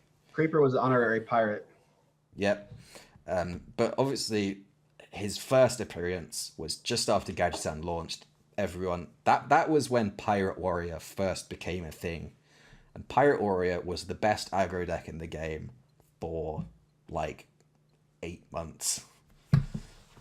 It was, however, and I know I'm going out of order here, but the reason I was singled out, and I will defend myself, is that the reason I put at number 1 was Small Time Buccaneer pre-nerf.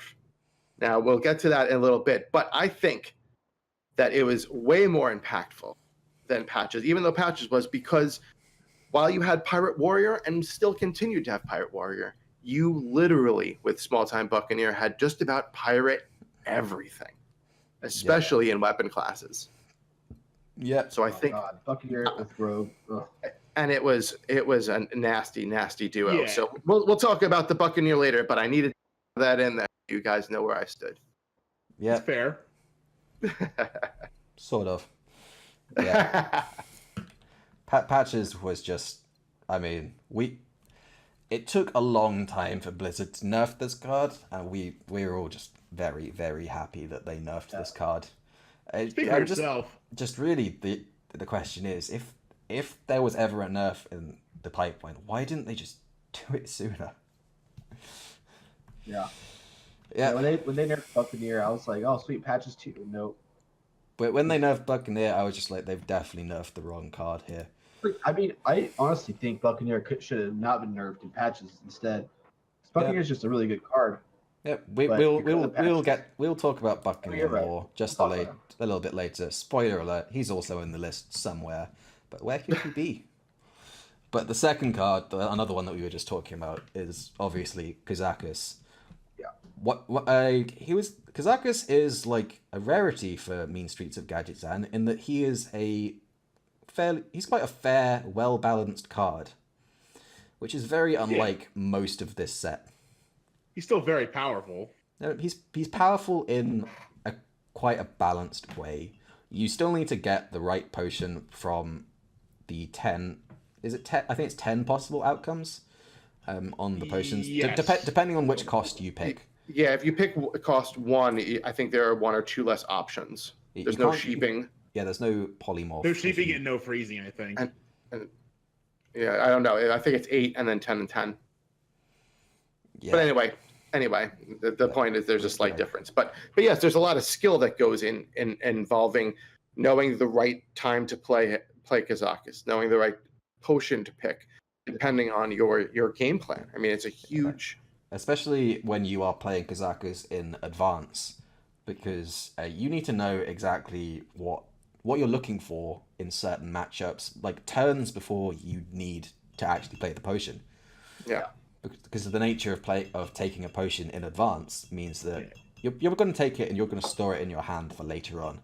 So I think Kazakus is a great, really well-designed card. Nothing felt better than on turn 5 playing Kazakus, getting 1-mana potion that dealt 2 damage everything and then 3 damage, and clearing Pirate Warrior's board. Yeah. Oh, yes. Can I just mention that Kazakus existed in a time where you could play Reno in his deck too, and Yeah. like We in can still play standard. it wild. No, I know you It's- can still play it in yeah. wild, but in standard is what I mean. Yeah. Yeah, that was crazy. And Bran. And Yep. Bran, yeah. You had Bran, Bran, Kazakus, and then Reno. Oh, Bran, Kazakus, Reno, and Yeah. I think so many control tools. This was a time when Demon Wrath was still in the game. When Sludge Belt, wait, was Sludge Belt still in the game? No, that was no. no. Nope, Yeah, that rotated first. Yeah. First rotation. wasn't. Yeah. No, first rotation so- was last year. Yeah. So Belcher was still around. No. Oh, wait a minute. Yes, all these cards were still in yeah. play for the first. Yeah, For the when, first when, few when months. this first Small released. bit, yeah. Yep. Yeah. Yes. Anyway, but God. yeah, like I think Yeah. this guy dropped in power level over time, but like still really good. Oh, but he is still like the reason to run singleton decks. Yeah, like this and Reno are the reason you run Singleton. No, but you can still run Kazakus decks in standard just because of this card. Still. Yeah, I Yeah, mean, Kazakus yeah. Priest, he doesn't even need Reno. Well, Yeah, I it's- mean, Highlander Priest has obviously dropped a little bit in power level. Obviously, he was a big part of when Highlander Priest was just the best deck in the game for a really long time until Raza got nerfed. Yeah. So Kazakus has been at the forefront of some incredibly powerful decks which just ruled the meta. Because Gadgetzan was essentially just, you played Reno Lock or you played Pirate Warrior. You didn't Or play you play anything. Reno Mage. There was also Reno Mage, which was just kind of like you played that just to beat Reno Lock. Yeah. Or Pirate Yes. Warrior. Yep. Those were fun times. I played a lot of Reno Lock that time. I think I got like 400 wins with Reno Lock purely in this time. And of course there Yeah. was the ridiculous combo which led to Power Overwhelming being Hall of Famed in the first rotation, which was also a part of that deck. Leroy, Power Overwhelming, Faceless Manipulator after you've got played an Emperor Thoracen. That was ridiculous. So much damage. I love Kazakus. I'm going to miss him a lot. But, you know, it's a small price to pay for the rest of Gadgetzan. So on to the next card. My second least favourite card in Hearthstone. Jade Idol. Yes, of course. Jade Of course. Idol. I've been paying for a very long time in Wild. In the days of in the words of Day 9, I play this card summoning a large man that allows me to later summon an even larger man. This card, it was definitely like on people's like most toxic cards list for sure for a long time. Like, okay, let me just put this out. Originally, when the Jade mechanic came out, it was just like, well, this is the anti-control measure. And then it became to a point like later on in the lifespan of Jade where like Jade's just like dominated people. Like you just couldn't stop Jade Druid. And I this just was want to point out that was I know- Knights of the Frozen Throne. Once Spreading Plague and Ultimate Infestation were introduced to Jade, Jade Druid had that period where Innovate wasn't nerfed, Spreading Plague had not been nerfed, and Jade Druid was just, I think it was like 30 to 40% of the entire meta was Jade Druid. It was a bad time. And my all golden Jade Druid was part of that too. no, I also- you played Jade Druid in like in a more innocent time. Yeah, I that did- was well, fun to right- play Druid then. Right at the beginning of Gadgetzan, I picked it up right on board and I was playing it when it was early. I was That the was hipster. fun, Jade Druid. That was actually fun Yeah, to play. with like Gadgetzan Auctioneer. Yeah. I quite enjoyed that. It was No, I mean the deck is fun to play, but horrible to play against. At one point, it was horrible to play against. Like Yeah. I dreaded playing against Jade Druid. I just want to say on the Wild Meta Snapshot for Tempo Storm, I call it Fatigue Druid, but they call it Jade Druid specifically because there's one copy of Jade Idol in the deck. That's Yep. it. because Jade Druid. you draw your entire deck, and then literally all you need to win in Fatigue is this card. That's it. This card makes you win on Fatigue automatically, Shuffle it. unless your opponent is playing Skulking Geist. And notably, this was the first time that a card like this was introduced. Yeah. So it was something where where everyone was like, oh, now Druid is fatigue proof and blah blah blah blah blah. So Yep, and so if you played Control Warrior, which was a prominent deck at the time. You did not like this card, and I was very partial to Control Warrior around that time. Yeah, well, just the entire mechanic, especially because it's hard. It meant you basically outlasted any control deck, and eventually they would just run out of stuff to answer your stuff. Yep. Your larger men. Yeah, I'm sure we will remember the Ungoro meta, where like a really common matchup in competitive play was Taunt Warrior versus Jade Druid. Yeah. And it was almost unwinnable for the Taunt Warrior. It was impossible. I mean, you had to get very lucky, but I do want to say that this card did, I think at least, cause the printing of another card, which was Skulking Geist. Oh, for And sure.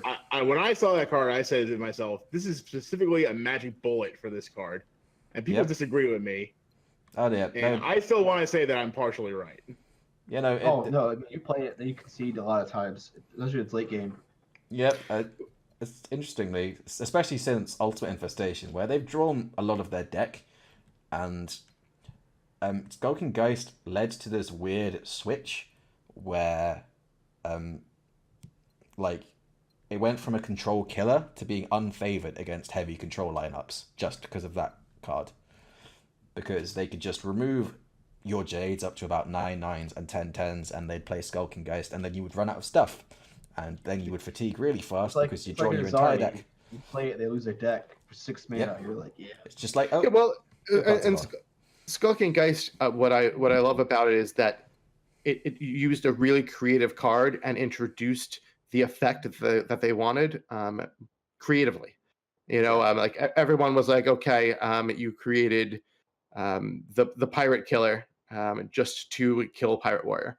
Yeah, that was in the form of what was it? Galactic Crawler. Galactic Crawler, right? That was the, and everyone's like, okay, that was a way to be obvious, But I think that the design around Skulking Geist, while it was, I agree with you, printed ideally for Jade Idol, I think that it does a lot of really nasty things to other decks as well. In a Fire Priest. That's the biggest one in the current meta. Yeah, eventually Skulking Geist hit other stuff, so it turned out it wasn't just a bullet for this card. I quite like you gotta run it. I quite like Skulking Geist as just a card, but this is a reason why. There is that kind of Blizzard philosophy of just printing really specific hate cards just for specific things, and I think they do better to just maybe not print Jade Idol ever. That would be great. Okay, that's the best hate card for me. Yep, and so this is a card very related to Kazakus when we think of most impactful cards from this set. It is pre-nerf Raza the Chained, although the picture we have is the post-nerf version. Obviously, pre-nerf, the card Red Battlecry, if your deck has no duplicates, your hero power costs 0. And in conjunction with the Priest Death Knight, Shadow Reaper Anduin, this meant every single card in your deck, now red, deal 2 damage. Yeah, basically birthed Machine Gun Priest. Machine Gun Priest. It's just crazy too, because Raza was fine. It was perfectly fine. And then they printed Anduin, and it was like, wait a second. Yeah, like the very first deck I played after Gadgetzan released was Inspire Priest, with Raza, with Confessor Palatress, with Kodo Rider, with a whole bunch of with Nexus Champion Sarad. That was a hell of a lot of fun. And then Raza was just an absolute meme card for the longest time. And then all of a sudden, Knights of the Frozen Throne came out, and then people were like, he found a friend. I mean, remember, I when I first saw the Death Knight, some of you may remember I said the card was absolutely dreadful.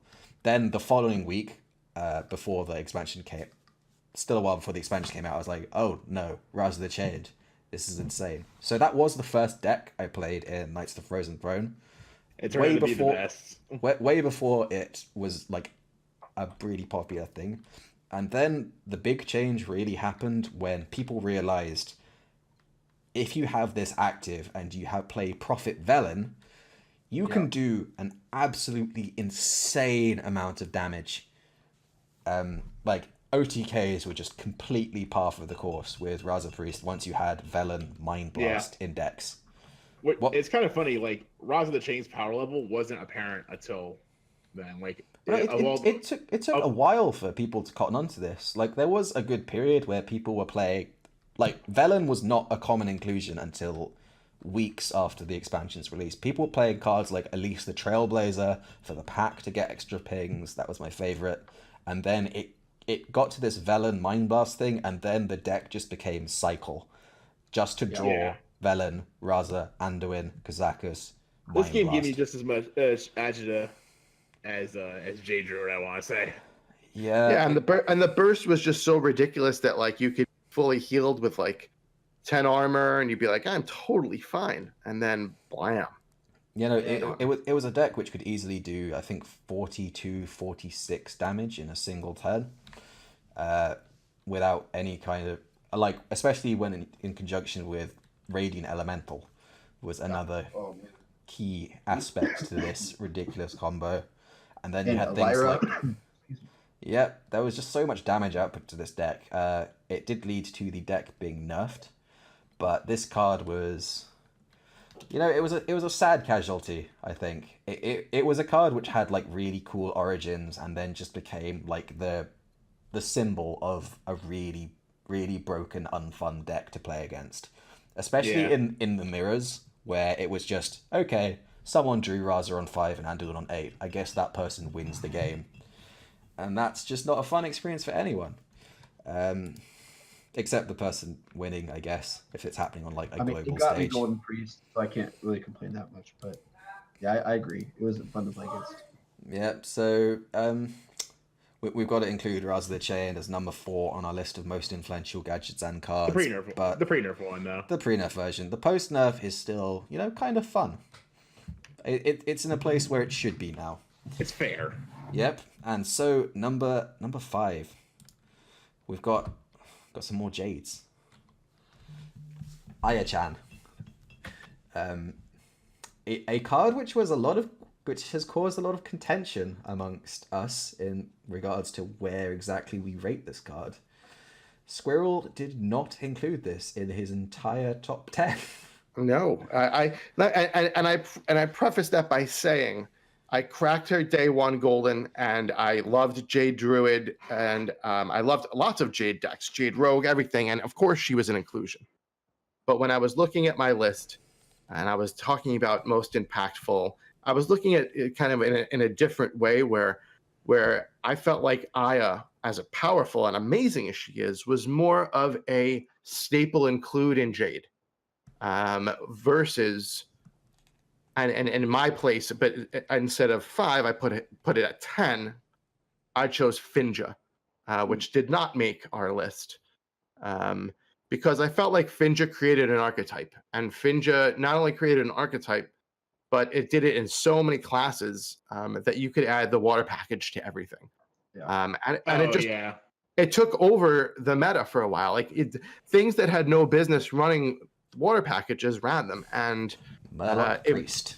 Yeah, exactly. Yep. So that's why my thought was different, but I do think Aya was one of the most powerful staple cards of this set. Well, I can't remember where, when you played Aya on 6, your win percentage went up like 30%, just because it gives you 2 bumps on your Jade count, and let's not discount the fact that this card it's not just run in slow decks. This is a card which is so powerful, it was run in aggro shaman.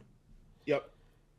Yeah, so a deck with like not a whole bunch of Jade synergies ran this card. Yeah, a deck which ran 2 Jade Claws and 2 Jade Lightnings would just often run Aya, because it's just so powerful at what it does.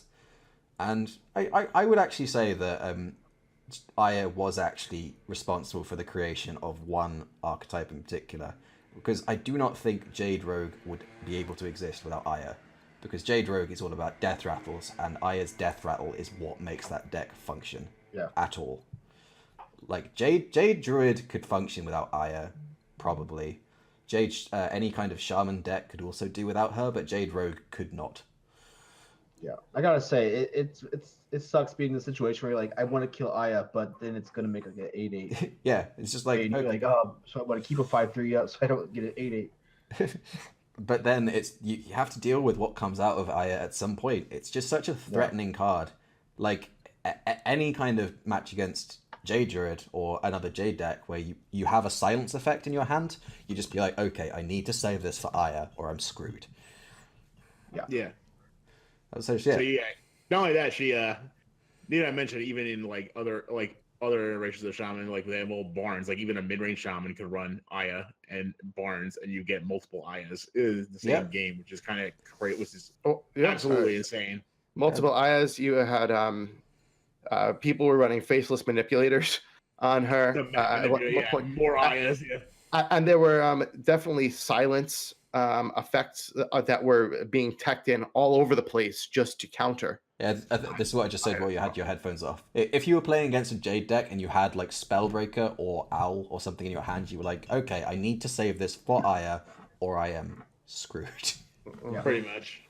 Because that is a big thing to silence.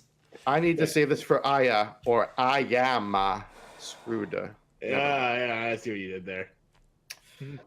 Hashtag Jad jokes. I'll be here on Twitter. Nice. And that is enough from the old man. It's time to get him back in the home. And so, Aya, crazy powerful card, has just been kind of a staple in the meta for a year and a half. And if you run just any kind of Jade deck, Aya goes in there without a shadow of a doubt.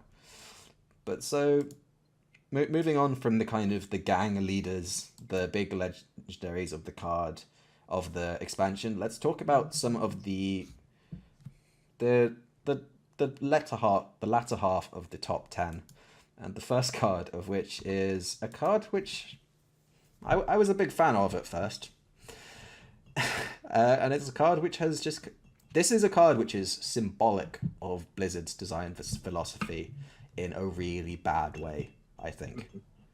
I mean, this card single-handedly saved the class. You know, but what I mean by that, this is of course Draconid Operative, the 5-mana 5/6 dragon priest card. Battlecry: if you're holding a dragon, discover a card in your opponent's deck. So first of all, it's heavily overstatted. It's got an incredibly powerful effect, and it's a dragon. Yeah. Dragon OP. Yeah. Way OP. Way OP. I remember when we first saw this, and we were actually together doing some terrible reviews a year ago that have not gotten much better this year.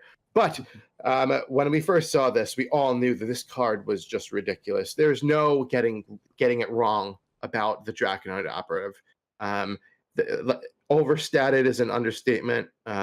Having the tag and then Dragon being able tag to is huge. And then being able to discover another dragon, or just Gul'dan. Just the case now. Basically draw a card. Yeah, but one of three. Yeah. Oh yeah, and or anything. It was just, it made you having to play around things just so much more difficult. And it was not like the mechanic which came out with Curious Glimmerroot. Like this time, you were guaranteed whatever you wanted. Yeah, so it was pick the best card in your opponent's deck, essentially, and take it for yourself at literally no cost to you because it's a 5-mana 5/6. There's no downside to this card. And at the time, Dragon Priest was at its prime. I mean, this was the best that Dragon Priest ever was. It was right before the initial rotation. You had all the dragons from BlackRock in there. Because of this card. Yeah. The mirror matches were just so stupid. It was just like Draconid Operative into Draconid Operative, like Historian into Operative into Historian into Operative into Historian into Operative, and it was just it was basically if you had more operatives. Yeah, if you had operatives left in your deck, you lost the game. You wanted to have them in your hand from the start of the game to guarantee that your opponent could not steal your operatives. Because if they who can forget that the turn Bran Netherspite Operative? Ugh. Yeah, and then the other crazy thing, which is another card introduced, might or might not talk about later was Yeah. Dragonfire Potion for priests. Yeah. And this was immune to it because it was a dragon. So it just Turn made 5, that turn card- 6. Sorted. Yeah. Yeah, but I want to go back to that point about like why I think this is just really indicative of Blizzard's design philosophy in a really bad way. Because Priest at a time at the point before Gadgetzan came out was a meme class. It had gotten Purify in Karazhan. It had no good cards. It had no really functioning archetypes. It was nowhere to be seen in any form of competitive play. It was just dead. It was possibly worse than Shaman is now, I'd say. Then Secret Agent coming through, boom, problem solved. Yeah, then Gadgetzan was full of really powerful priest cards. Like, absolutely, completely busted, overpowered cards. Because Blizzard, instead of kind of just trying to balance the issue over time, they printed obscenely powerful cards just to artificially elevate the class. And all those cards are cards which are like staples for priest a year and a half later. Like there's Draconid Operative. There was Potion of Madness. There was Greater Healing Potion in this set. There was Pipe Size Potion in this set. There was Dragonfire Potion in this set.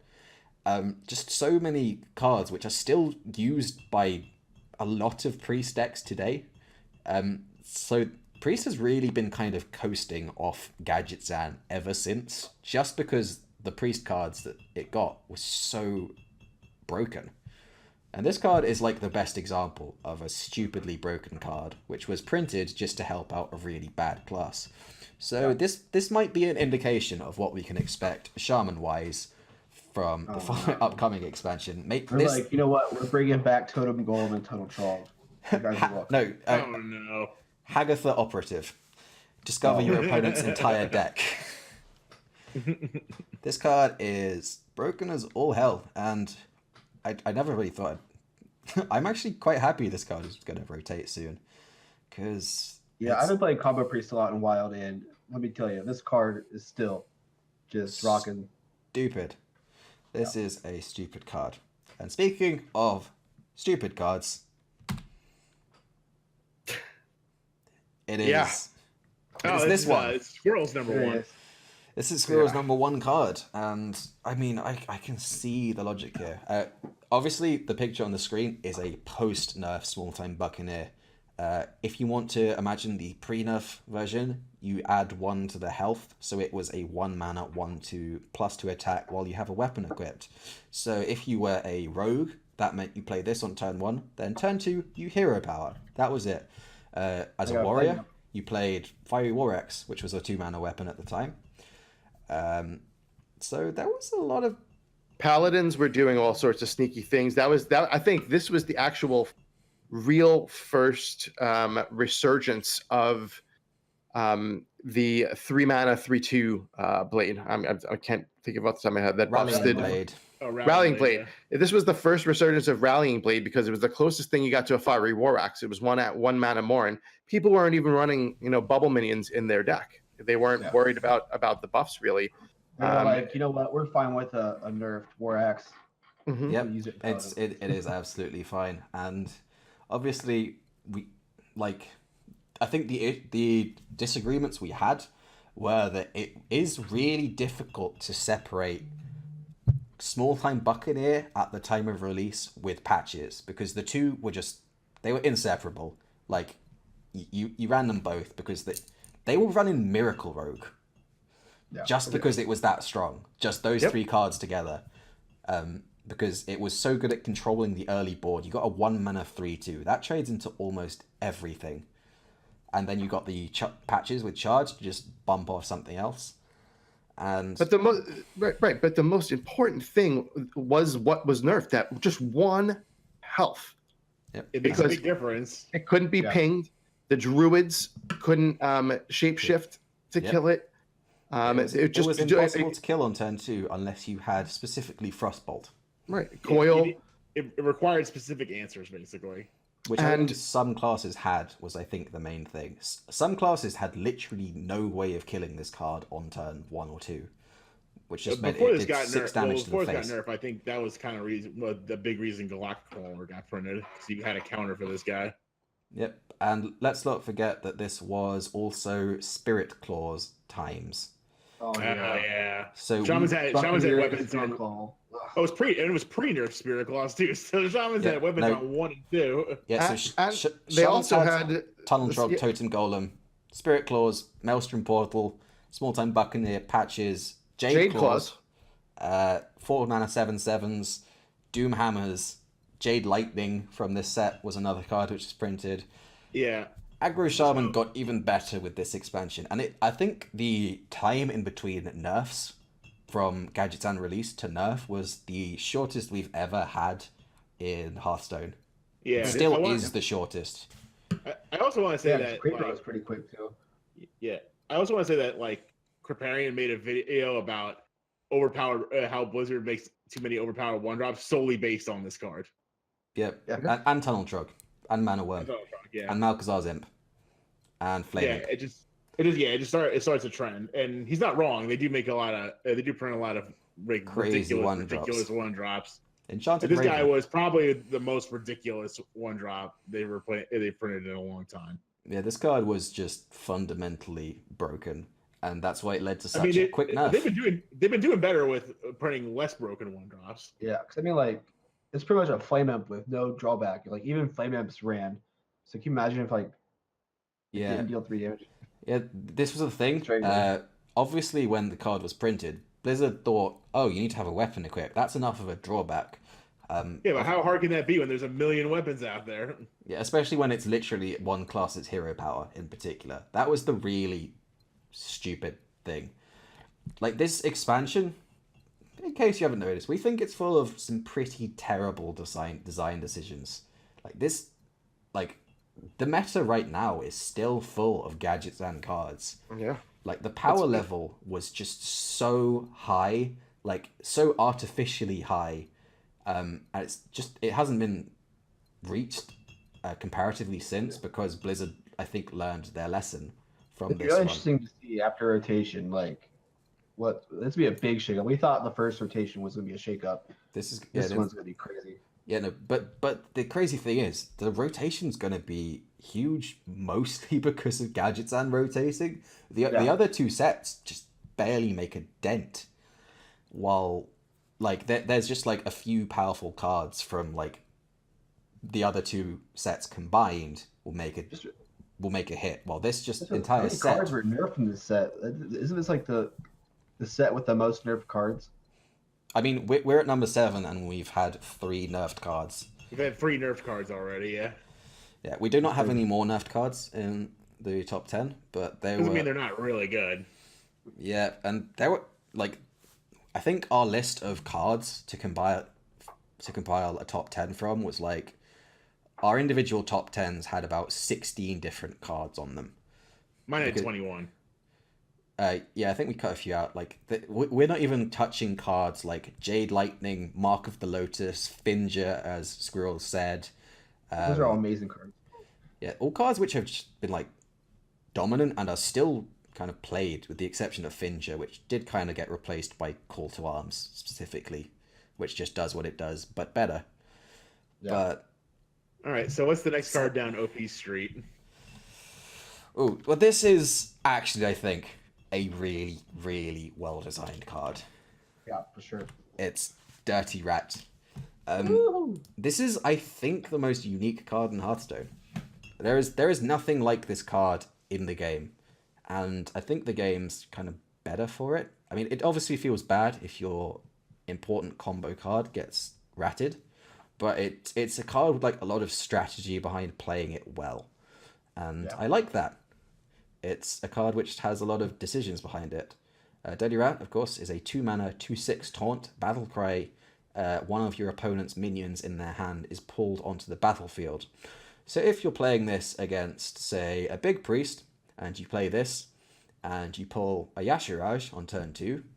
Probably lost. You lose the game. Yes, that's what happens. But if you do this against, say, a Dude Paladin, and you pull an Argent Squire, or you pull a Firefly from an aggressive, an aggro druid, really you are good. very happy. So it's a deck. It's a card which has a lot of.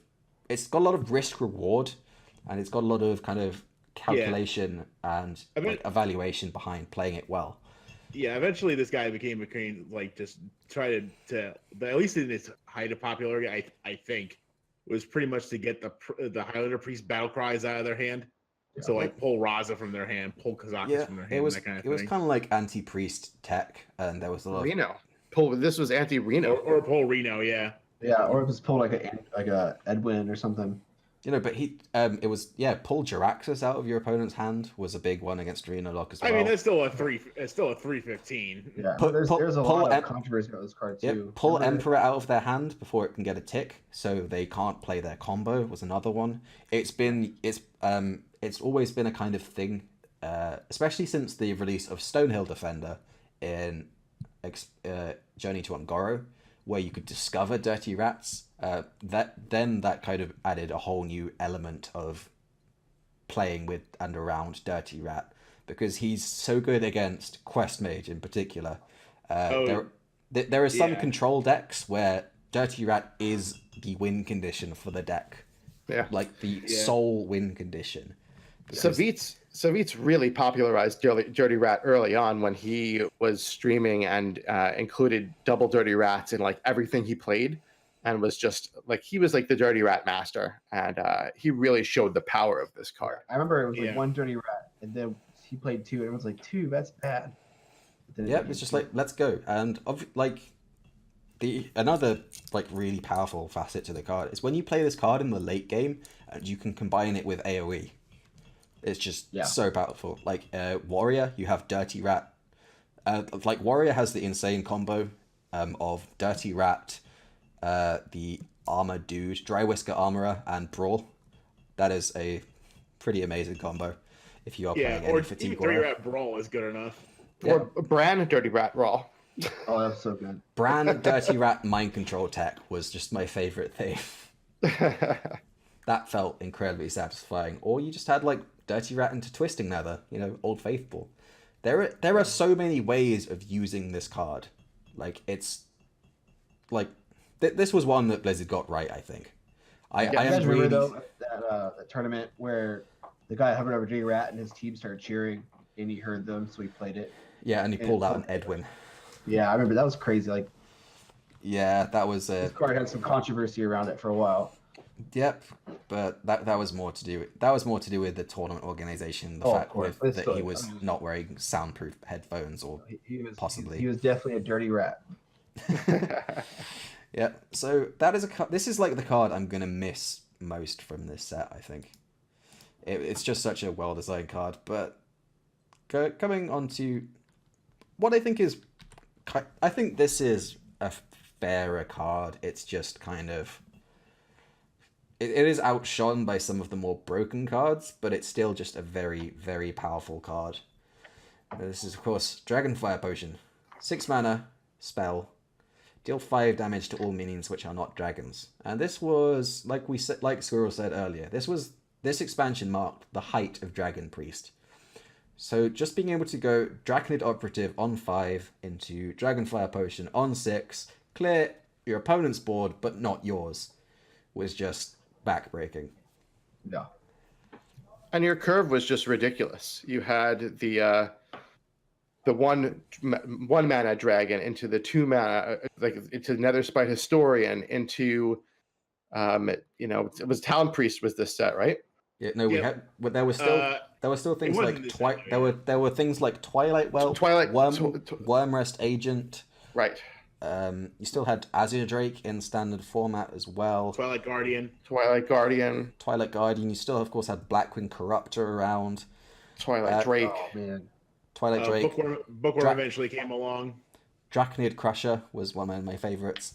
It's a good one. Yeah, but you had Bookworm, you're right, on 6. So, I mean, your curve was perfect. There was a lot. Yeah, Dragon Priest was Curvestone, but it was Curvestone with the option of going incredibly value-centric. Yeah, can I just say that this... Yeah. Like, you could curve out on every turn up to, like, turn 8 and still win against control decks. It was just stupid. And this deck this was like one of your main things against aggro. Obviously, Dustbreaker was not yet a card. Could you imagine though?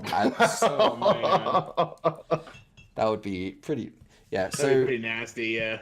yeah. So this Dustbreaker has kind of completely knocked Dragonfire Potion out of the equation insofar as Priest Only 'cause AoE is concerned. It is only 'cause played in yeah. Big Priest now, because Yeah, obviously no dragons. Yeah. Well, that and you need like Dustbreaker like happens earlier, and sometimes you need that earlier just to seize control Yeah. again. Yeah, but also I do want 'cause- to. I do want to say though, this card did single-handedly kill Excavated Evil. Yep. Like you didn't run that card anymore. Yep, and all it took was Excavated Evil being 1 mana less and having a dragon attached to it to get knocked back out again. Mhm. So Dragonfire Potion was, I think it's a pretty fair card.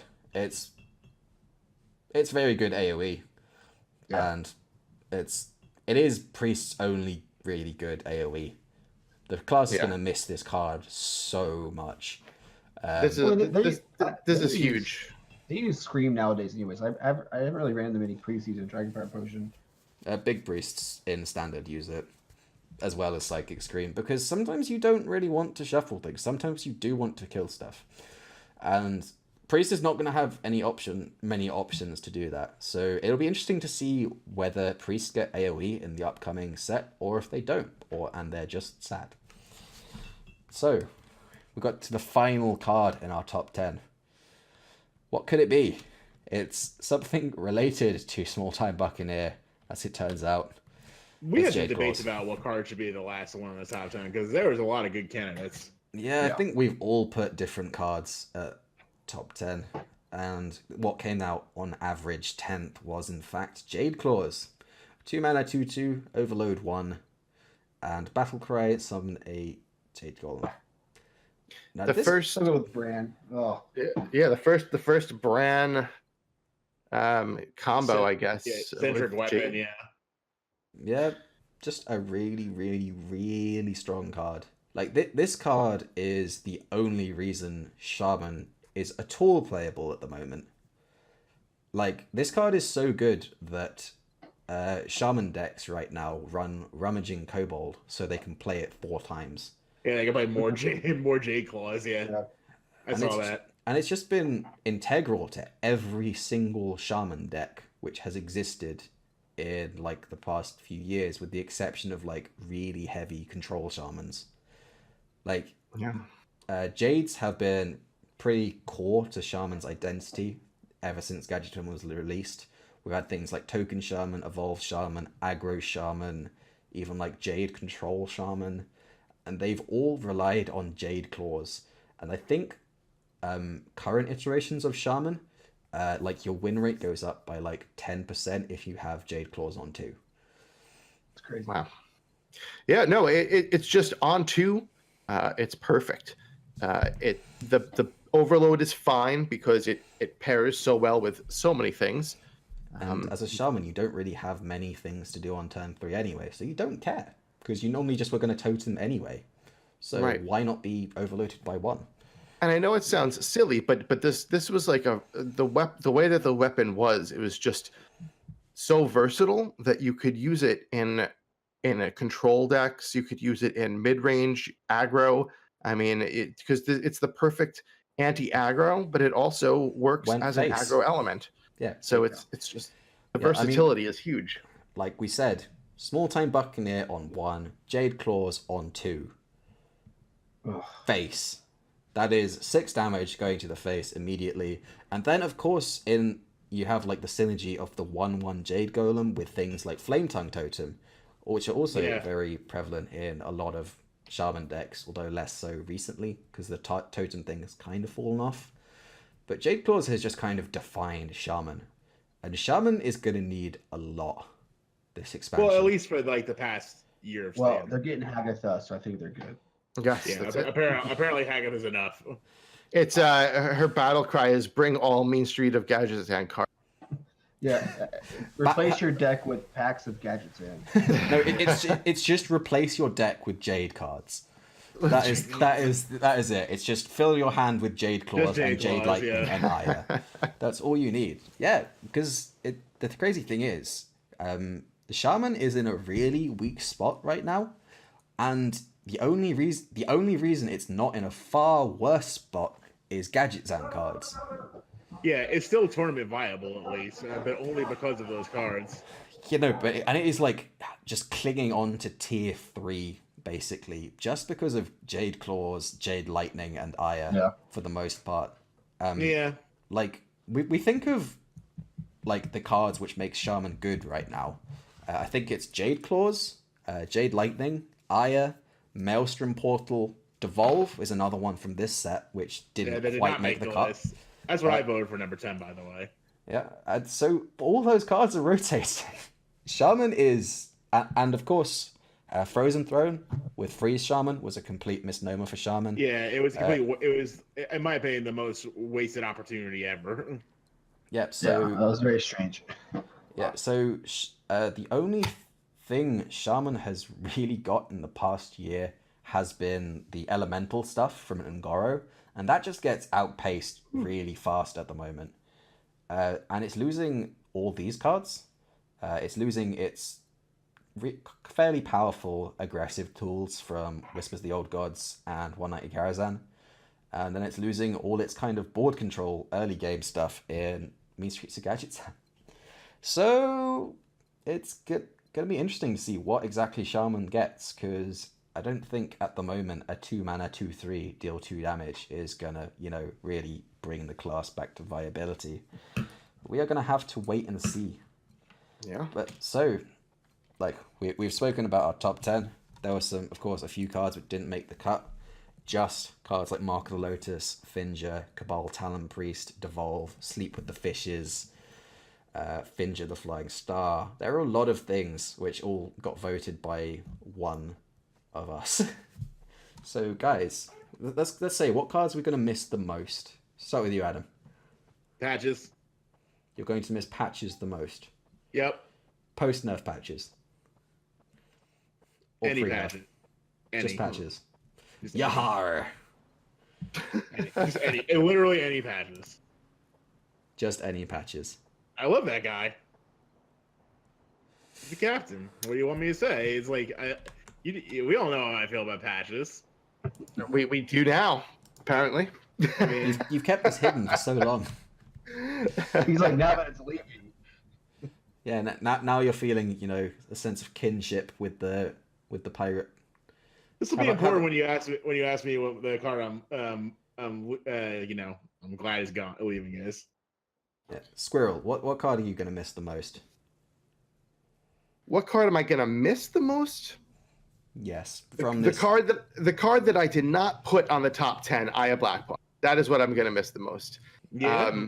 She was just, I have a close place in my heart because I cracked her golden, and I knew I wanted to do something awesome with her. So I was using her from day one, and I've used her from on and off for the whole year that she's been out, year plus. So I'm going to miss her. I'm glad that I'm playing a lot of Wild now, so she will still be around there. But It's true. long That's my point. Long live Aya. Long live Aya. A small beacon of hope from the mess, which was this expansion. What about you, rebobson? I'm going to miss Dirty Rat the most. Oh, yeah? Yep. I mean, options were fairly limited as to cards I actually like from this set, so I really like Dirty Rat though, as I said. The design of it, the design of it is just amazing, and it was a completely game-changing mechanic that was brand new to be introduced, and still has the same powerful effect of it. So and it introduces a lot of like very high level decision making for players on both ends when you're in like You a always matchup turn where to it Dirty matters. Rat. Doesn't matter who you're playing. Always turn to. Yeah, no, like there's stuff about like if you're playing Quest Mage and you might be up against Dirty Rat, you like hold things like Novice Engineer in your hand, like holding as many minions as possible to try and minimize the chance of you being dirty ratted. I love that kind of stuff. Like, Oh yeah. really weird, small playing with percentages. That's my kind of Hearthstone. And so I'm going to miss Dirty Rat a lot. So how about you, ZT Dubs? What card are you going to miss the most? I'll miss Aya, and it's for a reason opposite of what Squirrel said. Aya is not used in Wild. And I am sad to see that card go because it doesn't seem play in Wild. And it is seen play in Standard, but like once it rotates, it's gone. Like It's gone forever. It's such a good card. Like Jade Druid does not use any other Jade cards except one Jade Idol. So like Aggro Shaman is too fast for it. Yeah, Aggro Shaman peaks out like 4 mana. And that's like No, does it just peak out at Doomhammer? Okay, yeah, some of them run Doomhammer. Yeah, but like the Doomhammer, Jade Lightning is the only Jade card it runs. I don't even think they run. Some run Jade Claws. But Why like, would you not run yeah, I Jade just does Claws? not see play. So like, it's really sad to see such a powerful and impactful card just disappear off the face of the earth. Rip waifu. But anyway, now let's talk about the cards we're gonna miss the least, and we're gonna have to limit it to one. Just one card you're gonna miss the least. Adam, how about you? No, it's obvious. It's patches. So it's the card you're gonna miss the most and the least. Yeah. Because patches is here's what patches is like. Patches is like you come home and you got this really adorable Pomeranian puppy, and you're like, "Oh my god, I love you, you little guy!" And then you put him down, and he runs around, and he tears your couch apart, and he ruins, and he does his business all over the rug, and he makes your life a living hell. But then you look at him, and he's so cute, and you just can't be mad. Patches And that's is how adorable. I feel about playing patches. Patches the puppy. Because like Patches even the sometimes puppy. when I draw it, like there's games where like, man, I drew patches and I lost because of that. But then there's games where you just like, I didn't draw patches and I ran them over because of that, and you feel super good. Yeah, it was just, when you were like, okay, South Sea Captain on 3, I get like a 5/5 patches out. It does, Yeah. but I have really enjoyed not drawing patches because I've not been playing patches. It has been great. Yeah.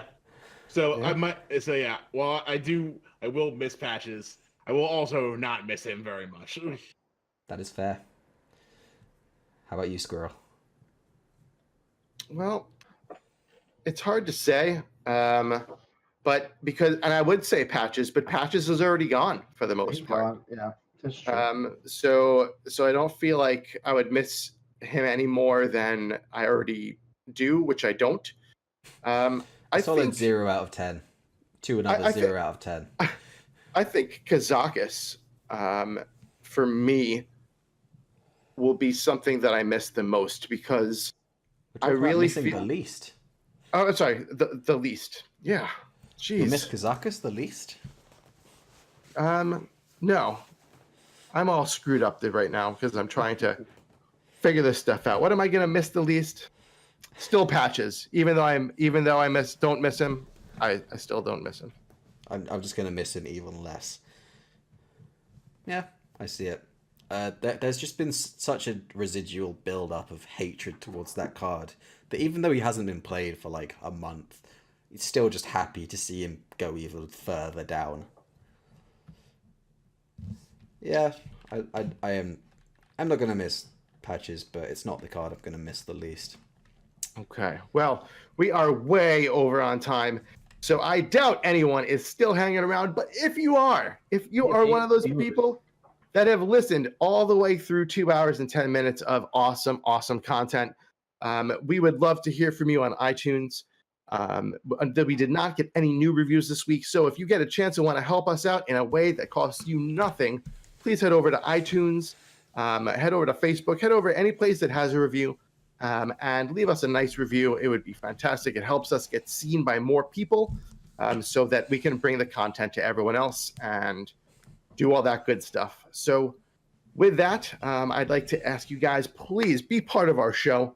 We want to hear from you. We want to include your stuff. You got something crazy that's going on, a crazy game story, or something that happened to you which just made you cry on the spot in Hearthstone, we want to hear about it. Send us an email, aroundthehearthpodcast@gmail.com. You can also find us on all the social media outlets at Around the Hearth or / Around the Hearth. And always check us out on Patreon. And now, of course, every week we will be having high quality videos edited by our new engineer. He's an audio engineer and a video engineer. So thank you, rebobson. You just got promoted. And with that, I've replaced Brad. You've replaced Brad. Good With that, riddance, Brad. this is Evil Squirrel, ZT Dubs, rebobson, Peace. and DES Adam. Guys, have a great week. And next time we talk to you, more cards.